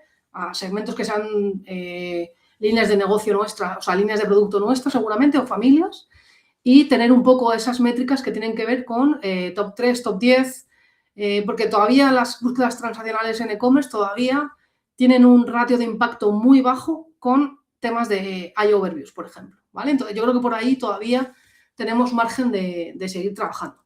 Vale, temas de iOverviews. Creo que este tipo de resultado, que no nos va a generar clic prácticamente, aparecer en ellos citados o mencionados, va a ser útil cuando nosotros no somos, o sea, si somos líderes del mercado, probablemente nuestra marca ya sea muy conocida. Entonces, aparecer ahí lo que puede generar es confirmarle a la persona que somos una marca mega conocida, ¿vale? Pero cuando somos un e-commerce que a lo mejor no somos líderes del sector e incluso somos una marca que todavía no somos conocida, aparecer aquí sí que puede ser un disparador de, ostras, descubrimiento. Estoy apareciendo en la parte del funnel de descubrimiento de que alguien no me había tenido en cuenta a mí para tomar su decisión de compra y ahora puede que yo sea una opción, ¿vale? Entonces, por aquí sí que tenemos una oportunidad interesante si sabemos un poco contextualizar como acabo de contar. Podríamos hacer un seguimiento de cuántas veces aparecemos en iOverviews, incluso podríamos construir nuestras propias métricas de distribución de menciones o de distribución de citaciones, ¿vale? Que esto lo podríamos hacer con nuestras keywords o con keywords de todo el sector, ¿no? Para ver quién está apareciendo más, si yo, mi competencia o quién, ¿vale? Luego, desde el punto de vista de los LLMs, aquí tenemos una situación un poco controvertida, porque como decía antes, no sabemos las búsquedas que hace la gente en ChatGPT, en Cloud, en Perplexity, ni en ningún sitio. Es información privada, ¿vale? No existe ninguna herramienta para extraer esta información y creo que no la va a haber, por lo menos a corto o medio plazo no la va a haber. Entonces, tenemos dos vías de trabajo aquí, ¿vale? Incrementar los análisis de UX, haciendo encuestas, haciendo entrevistas en profundidad, haciendo focus group y tratando de obtener esa información por parte de usuarios que sean usuarios objetivos tuyos. ¿Qué pasa? Que eso pues cuesta dinero, obviamente. Hay que pagar a la gente, o sea, y nunca te va a dar una información perfecta, va a haber cierto sesgo. Vale, la otra vía es algo a lo que le hemos llamado los prompts sintéticos, ¿vale? Los prompts sintéticos son supuestos prompts que creemos que son los que los usuarios utilizan para buscar productos como los que tú vendes en tu tienda, ¿vale? Esos prompts sintéticos en realidad es como tirarte un triple porque es una apuesta. Tú haces una apuesta y dices, yo creo que lo buscan así, ¿vale? Pero eso no está validado. Eso no son los prompts reales, ¿vale? Entonces, mientras todo el mundo sepa de dónde salen estas métricas, mejor. Yo puedo crear estas métricas sobre los prompts sintéticos. Yo me puedo crear una lista de 1000, 2000, 3000, lo que quiera, de prompts que yo creo que son los que usa la gente y luego, mediante APIs o mediante herramientas, sacar estas métricas que son, vale, yo he buscado todos estos prompts, ahora vamos a ver quiénes son las webs más mencionadas o las más citadas, ¿vale? O qué sentimiento, o sea, con lo que sale en la respuesta, las marcas que salen mencionadas salen con un sentimiento positivo, negativo o a qué temas se asocian. O sea, todo esto se puede hacer, pero tenemos que saber que no son los prompts reales de los usuarios.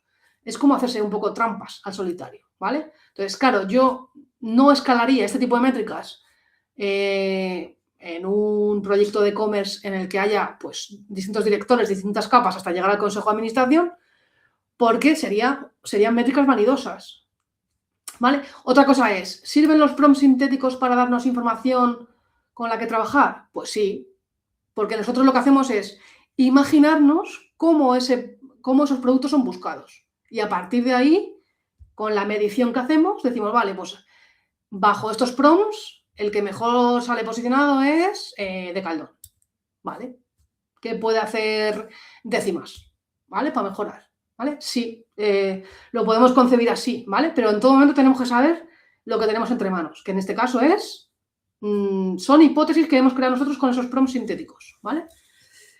Y por último, la parte técnica. Aquí hay menos cambio, es decir, todo el trabajo que hemos estado haciendo a nivel de métricas, KPI, seguimiento, frecuencia de rastreo, los ratios entre páginas rastreadas y páginas indexadas, todo este tipo de cosas que ya hemos trabajado durante toda la vida, las podemos seguir trabajando, ¿vale? Seguramente aquí habrá que añadir ahora, en la parte de logs, seguramente tenemos que tener en cuenta que ahora el pastel no solamente es Google y Bing, sino que será Google, Bing, ChatGPT, etcétera, etcétera, ¿vale? Y con esto voy a cerrar, que es cómo podemos evitar problemas en nuestros proyectos. Son un poco los consejos que me gustaría que me hubiesen dado a mí hace años, cuando todavía estaba ahí empezando o intentando desarrollar mi carrera. La cultura SEO es muy importante en los proyectos, ¿vale? Entonces, tenemos que saber todos un poco un mínimo de las cosas que podemos esperar del canal en el orgánico, ¿vale? Entonces, aquí, si cada uno hace la guerra por su cuenta, pues seguramente no va a ir bien el proyecto. Para mí esta es una de las claves. Pensar en reglas y sistemas. Muchas veces estamos solucionando problemas que se repiten una y otra vez. Si eso ocurre, lo que necesitamos es un sistema. No estar haciendo manualmente todo el rato poniendo problema-solución cuando podemos sistematizarlo, ¿vale? Entonces esto para mí es súper importante. Todo lo que hagamos documentado, porque así siempre podemos volver atrás y decir, vale, ¿por qué hicimos esto? O cuando nos pasó aquello que hicimos, qué salió bien, qué salió mal, ¿no? Entonces, para intentar tener de todas las decisiones que tomamos, tenerlo documentado, porque nos va a dar un repositorio de conocimiento que vamos a poder seguir aprovechando después, ¿vale? Luego, yo es que esto me da mucho susto ahora mismo. O sea, me da mucho susto ahora mismo que la gente ponga en marcha cosas para intentar posicionar en ChatGPT, a lo mejor, porque claro, está de moda, ¿no? Entonces ahora es como, la obsesión ahora es ChatGPT, ¿no? Entonces, quiero también concienciar a la gente que para salir en ChatGPT y para salir en Google utilizamos la misma web. Entonces, si solamente miro para salir en ChatGPT y me pongo a hacer cosas sin tener en cuenta la web y el posicionamiento en Google, puede que me cargue las dos cosas, ¿no? Entonces, mucho cuidado con cambios importantes, cambios arriesgados, porque, bueno, aquí podemos tener bastantes problemas. Y si no estáis en ChatGPT, lo mismo. Cada vez que vayamos a desplegar un cambio importante, deberíamos tener un entorno de pruebas, tenerlo todo muy bien validado y no arriesgar demasiado, ¿vale? Y nada, y por último, que muchas veces queremos hacer cosas mega avanzadas, mega sofisticadas y demás, y lo básico lo tenemos mal, ¿vale? Entonces, para mí también es otro consejo que menos es más y que, bueno, simplificarlo lo máximo que podamos, ¿vale? Así que nada, a pesar de que tenemos un reto enorme con la atribución y con la medición, creo que hay cosas que no cambian y es el valor que podemos aportar con nuestras tiendas a través del expertise y del contenido original. Para mí sigue siendo algo que nadie te lo puede copiar y nadie te lo puede combatir, ¿vale? Y más desde el punto de vista SEO, bueno, buena arquitectura, buen contenido, datos estructurados para mí fundamental, y el SEO técnico va a seguir siendo las bases de la web, ¿vale? Así que por ahí creo que haya LLMs o haya otras plataformas, la parte técnica la tenemos que seguir teniendo muy bien, ¿vale? Y lo dejo aquí porque igual me he extendido un montón, no sé ni el rato que llevo aquí. Bueno, ya te dije, aquí hay libertad de cátedra. O sea que lo que tú estimes oportuno es bienvenido y o sea que no hay ningún inconveniente. Sí, pues sí, 1 hora 40. O sea Sí, que... no, igual me pasa un poco. No, no, no, no. La gente sigue ahí. ¿Verdad que sí? Sobre todo Eva, Juancar, Laura, que tienen unas cuantas preguntas. Venga, Me ha pues gustado mucho, Dios mío, claro, es que claro, cómo cubrir todo esto, aunque no sea de es. alguna forma, tal, necesita tiempo. Sí, sí, sí. Muchísimas gracias, MJ, la verdad es que ha estado Igual. fenomenal. Un Me ha placer. encantado eso, al final sí, tenemos que seguir haciendo lo que estábamos haciendo, más cosas nuevas. Sí, Mm, Me ha gustado eso de, claro, que todavía no hay un experimento respecto al LM.txt, o sea, a esto en particular. No hay nadie que haya probado cosas y, sin embargo, leemos a veces artículos que pueden llegar a confusión respecto a las cosas que hay que hacer. es que hay mucho, también hay muchos intereses creados también, porque al final, claro, hay mucha gente que nunca ha hecho SEO, que ahora de repente es experto en GEO. Son cosas que a mí me hacen sospechar mucho, porque al final empiezan a decir un poco recetas, atajos, trucos. Hmm, El SEO de trucos en 2026, No, ya a no, estas alturas ya no, ¿verdad? no, no, Muy no. bien, pues vamos a hacer una cosa, que tenemos unas cuantas preguntas, unas cuantas, entonces, como la gente ya lleva 1 hora 40, si quieres le damos un vistazo rápido. Venga, Y no, creo que no hay ninguna creo que solo hay una como de larga tal, que la podemos dejar para otro momento, no pasa nada. vale. Muy bien. Vale, muy bien. Empezamos con Laura, que ha sido de las personas más activas. Gracias, Laura. Si tengo una URL con año y quiero quitárselo y empiezo a trabajarla, ¿tendría que redireccionar? Si estás, por seguir el ejemplo de Black Friday, si tú has puesto Black Friday 2026, el año que viene, pues esa URL tendrías que pasarla a 2027, o si haces el cambio ya y lo pasas a Black Friday sin año, pues ya está. Sí, tendrías que redirigir. A ver, al final, esa idea de no poner el año es la solución ideal. Y claro, exacto. Pues nada, muchas gracias, Laura, por tu pregunta. Vamos con Ricardo, que nos dice, en conclusión, ¿podemos utilizar la IA para que mi producto o servicio aparezca en una búsqueda anticipadamente o bien Google es lo mejor? A ver, si tú estás indexado en Google y posicionas en Google, pues tienes ya papeletas, ¿no? Para que a través de la popularidad que tú ya tienes con esos rankings y con la popularidad que tengas en tu sector, tienes papeletas para aparecer en las respuestas de las IAs. Las respuestas de las IAs lo que van a hacer es, entre comillas, replicar lo que haya en Internet, ¿vale? Si tú estás citado en distintos sitios, pues seguramente vas a aparecer en las respuestas. A mí me pasa, y lo digo un ejemplo rápido, yo no he escrito ningún libro, algún día lo haré cuando tenga tiempo, pero he participado en muchos libros, salgo mencionada en muchos libros, ¿vale? Entonces, eso ya es una manera, Sí. entre comillas, que no lo puedes falsear. O sea, yo aparezco ahí citada, a mí me han mencionado, entonces aparecer ahí ya te da una relevancia de cara a que luego cuando alguien busque SEOs de no sé qué, no sé cuánto, probablemente me va a mencionar a mí, aunque yo no haya hecho algo expresamente. Específico, expreso, tal, tal. Exacto. Fantástico. Muchas gracias, Ricardo, por la pregunta. Esta es la de Teresa, que yo creo que... Pero bueno, dime si va bien, si no la dejamos para el final o para otro momento. ¿Qué recomendación da para hacer una estrategia para Google y para AI Overviews? ¿Hay algo específico para Google y AI Overviews? A ver, o sea, quiero decir, específico, no, pero quiero decir, también depende de mucho de cuál sea tu web, qué estrategias has estado usando hasta ahora, si estás en un sector competido o no. Pero bueno, yo te digo una manera que yo he hecho pruebas simplemente tocando el contenido, he hecho pruebas de reviso lo que está apareciendo en la iOverviews, reviso quién está mencionando, de dónde está sacando el contenido la iOverview, y luego veo los gaps que le faltan a mi contenido. Solamente mirando eso, yo salía, o sea, la web de mi cliente apareció, ¿vale? Entonces, es una cosa muy simple esa Mira que prueba, sí. ¿vale? Pero Mira, muy pero... probablemente si trabajas en algo un poco más transversal y trabajas también un poco por destacar en tu sector, por tener enlaces desde otros sitios, menciones, al final creo que seguimos trabajando lo mismo que hemos hecho en SEO durante 20 años, lo seguimos trabajando ahora. Lo que pasa es que ahora la respuesta, en vez de, o sea, digamos, el rendimiento, en vez de venir porque estás posicionado el primero, viene porque apareces ahí mencionado. Pero en esencia tenemos un poco las mismas armas. Okay. Muchas gracias, Teresa, por tu pregunta. Vale.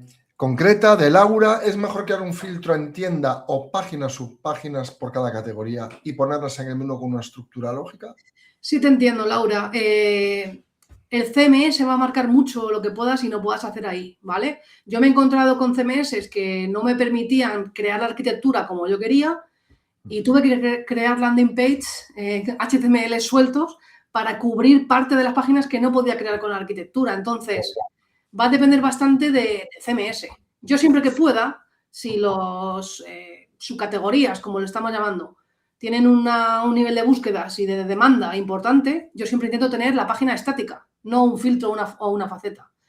Pero ¿qué pasa? Que a veces a lo mejor no se puede por lo que sea, pues prefiero tener algo. Entonces, pues vale, creemos la faceta, pero muchas veces todas esas incongruencias o esas situaciones muchas veces están generadas porque con el CMS desde el principio no se ha pensado bien y luego ya una vez que el proyecto está rodando ya es difícil luego tener el estado deseado. Muchas gracias, Laura, por la pregunta. La verdad es que ha estado muy bien. Vale. De Laura también. Venga, Laura. Si el producto aparece en diferentes filtros, ¿no sería negativo? ¿Porque está posicionado por X categoría y otro también? La muestro otra vez si quieres. Un momentito. Sí, pero bueno, creo que se refiere a que a lo mejor de una misma categoría, o sea, de dos categorías, hay un mismo filtro que tú puedes seleccionar. Por ejemplo, el color, ¿vale? Para mí no es un problema porque al final si ese filtro está sujeto a una categoría, en principio, pues si yo estoy en zapatillas Jordan y hay un filtro de color, pues aplicaría a zapatillas Jordan rojas. Si estoy en zapatillas Adidas, pues aplicaría a zapatillas Adidas rojas, ¿no? Sería... Bueno, lo he entendido así la pregunta, ¿eh? No sé si era así. A lo mejor contesta en el chat si eso no es. Vale, nos pregunta, ¿ejemplos de datos estructurados que funcionan muy bien en la ficha de producto a la hora de posicionar? ¿Tienes algún ejemplo por ahí? O sea, a ver, lo he puesto en la presentación un poco los marcados que habré que usar. Es verdad que no he puesto las características exactas, ¿vale? A ver, todo lo que esté visible en tu ficha de producto deberías marcarlo a nivel de precio, a nivel de marca, de características, si tienes reseñas, si tienes opiniones, o sea, las puntuaciones, perdón, la descripción del producto, el nombre del producto, características que estén en la propia ficha visibles. Si en el marcado de esquema de producto tienes ahí características que te permite marcar, intenta marcar todo, o sea, todo lo que puedas marcar, mejor. El tema es, donde yo he puesto sobre todo foco en la presentación, es en una capa más estratégica, ¿no? De cómo plantear los datos estructurados de toda la web, ¿vale? Para que pueda tener vínculos entre los distintos tipos de página. Muchas gracias, MJ. La verdad que están muy bien las preguntas, me gustan mucho. ¿Las URLs de los filtros lo marcas con noindex en el robot XT? A ver, los filtros de ordenación, si yo pudiese decidir, intentaría que ni se generen las URLs, ¿vale? Así no tengo ni que poner noindex ni que bloquear. Exacto. Para mí esa es la solución óptima. Optimización. Claro, los filtros que ya son filtros de otro tipo de atributos que no son de ordenación, lo más preocupante es que cuando se concatenan. Es decir, cuando tú puedes elegir, imagínate que estamos, aunque no es e-commerce, en Idealista, que se ve muy claro, y tienes distintos, con piscina, con no sé qué, con no sé qué, no sé cuánto. Si todo eso se te va añadiendo a la URL como parámetros sueltos, porque tú puedes combinar filtros de manera múltiple, te va a generar muchísimas URLs. Entonces, claro, yo ahí lo veo muy problemático, esa parte. La veo muy problemática a nivel técnico. Claro. Fantástico, fantástico. Gracias, Iván. Y quedan dos, ya para terminar. Vale. Una duda, ¿estos sistemas de organización por tema, usuario, atributos en WooCommerce, cómo los materializas? ¿Categorías, etiquetas? ¿Es alguna mejor que la otra? A ver, la diferencia entre categorías y etiquetas, ¿vale? Esto es importante, lo voy a decir como un concepto general, no solamente a nivel de WooCommerce, ¿vale? Sí. A nivel general, lo que añadimos como una categoría es una jerarquía. Es decir, si somos un poco puristas, vamos a decir, vamos a imaginar un periódico, ¿vale? El Mundo, El País, el ABC, el que queráis, ¿vale? Entonces, cogemos un periódico. Lo que está en una sección no está en otra. Esto, siendo puristas, lo que está en deportes y lo que está en política, ¿vale? Entonces, normalmente las categorías son jerárquicas. Cada tema corresponde a una categoría. Y únicas. ¿Vale? Entonces, ¿qué pasa? Que luego tú en un medio tienes etiquetas también. Y en esas etiquetas tú puedes agrupar una temática. Esa temática, por ejemplo, vamos a decir, encima que hoy juega al Madrid, Florentino Pérez. Florentino Pérez, además de ser presidente del Madrid, que es deporte, también es presidente de empresas o es dueño de empresas, es decir, es empresario y está muy sujeto o suele estar muy relacionado con temas políticos, ¿no? Por X cosas, ¿no? Lo que sea. Entonces, claro, yo puedo crear una etiqueta que se llama Florentino Pérez, que es como si fuese una categoría, pero la agrupación de contenido no es de un tema, es de esa persona en todos los temas en los que participa esa persona. Entonces, eso en un e-commerce lo podemos hacer igual. Entonces, sí, lo podríamos crear nuestra estructura base con categorías y luego otras estructuras las podríamos crear con etiquetas, ¿vale? Pero es muy probable que en WooCommerce y en cualquier otro, es muy probable que tú puedas crear, si tú tienes 3 formas de que la gente llegue a tu sitio, como expliqué antes, marcas, deportes y géneros, puedes crear todo categorías. No haría falta que creases una estructura en categorías y las otras en etiquetas. No haría falta. Yo lo crearía todo en categorías. Luego, la personalización que te permita hacer de menús y de footers y demás. Y de enlazado interno. Bueno, yo creo que de esto le podré pedir a alguno de los autores que escriba algo. Lo digo porque sí, sería muy guay. La organización de esa parte de la arquitectura de la información, sí, es que la gente la pregunta mucho. Uh-huh. O sea, aunque está claro y me queda clara con la explicación, es cierto que hay varias opciones de hacerlo y... Claro, algo más aterrizado, sí. Yo estaba explicando un poco el concepto general porque al final yo luego no soy la que ejecuto en ningún CMS. Entonces, claro, te puedo decir cosas, pero tampoco te puedo decir exactamente. Exactamente para esto, tal. Sí, muy bien. Y la última, gracias Ana por tu pregunta y vamos con la última pregunta de Eva. Entonces, ¿qué recomendarías ahora a la gente que en e-commerce ha basado parte de su estrategia en contenidos? ¿Hay algo extra que quieras decir? Los contenidos de fax, por ejemplo, es algo que tenemos que hacer lo mejor posible, muy orientado a los casos de uso, a los problemas que resolvemos y que si vamos a poner fax en todas las categorías, por ejemplo, pues que cada categoría tenga las fax que corresponden, no pongamos todas las fax iguales en todas las páginas. Eso es un consejo que ya te puedo dar.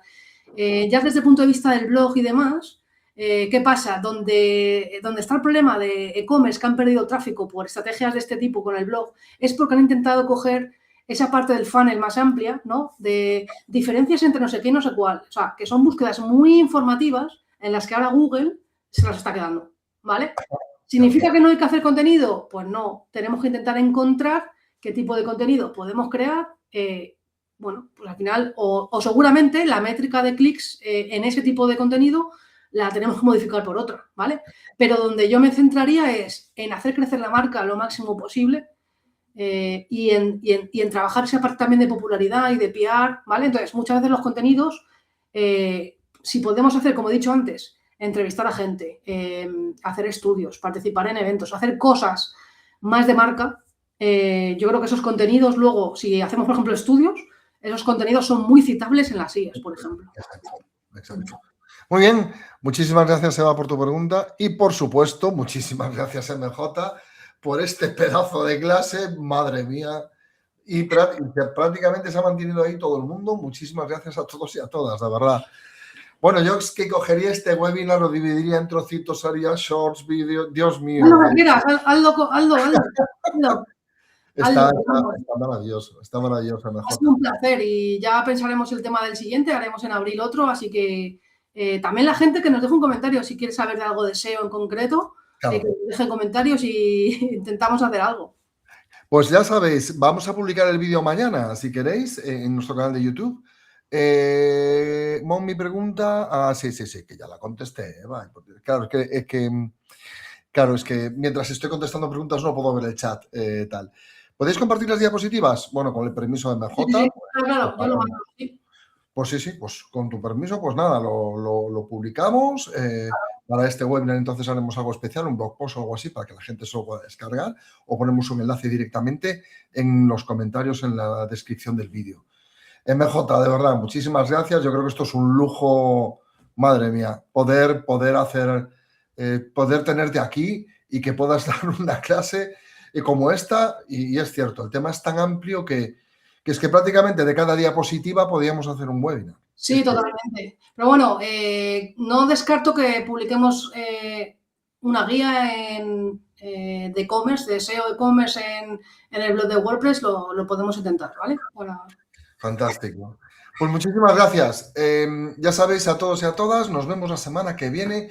Os digo que tenemos la semana que viene un momentito, porque este mes creo que lo tenemos enterito. Sí, tenemos a Ana Cirujano hablando de diseño para WordPress, webs pensadas para contenido real, es decir, ejemplos prácticos, reales, de alguien que se dedica a hacer webs específicamente para esto. Muchísimas gracias, MJ. Gracias a todos y a todas. Dadle suerte a MJ, que tiene exámenes.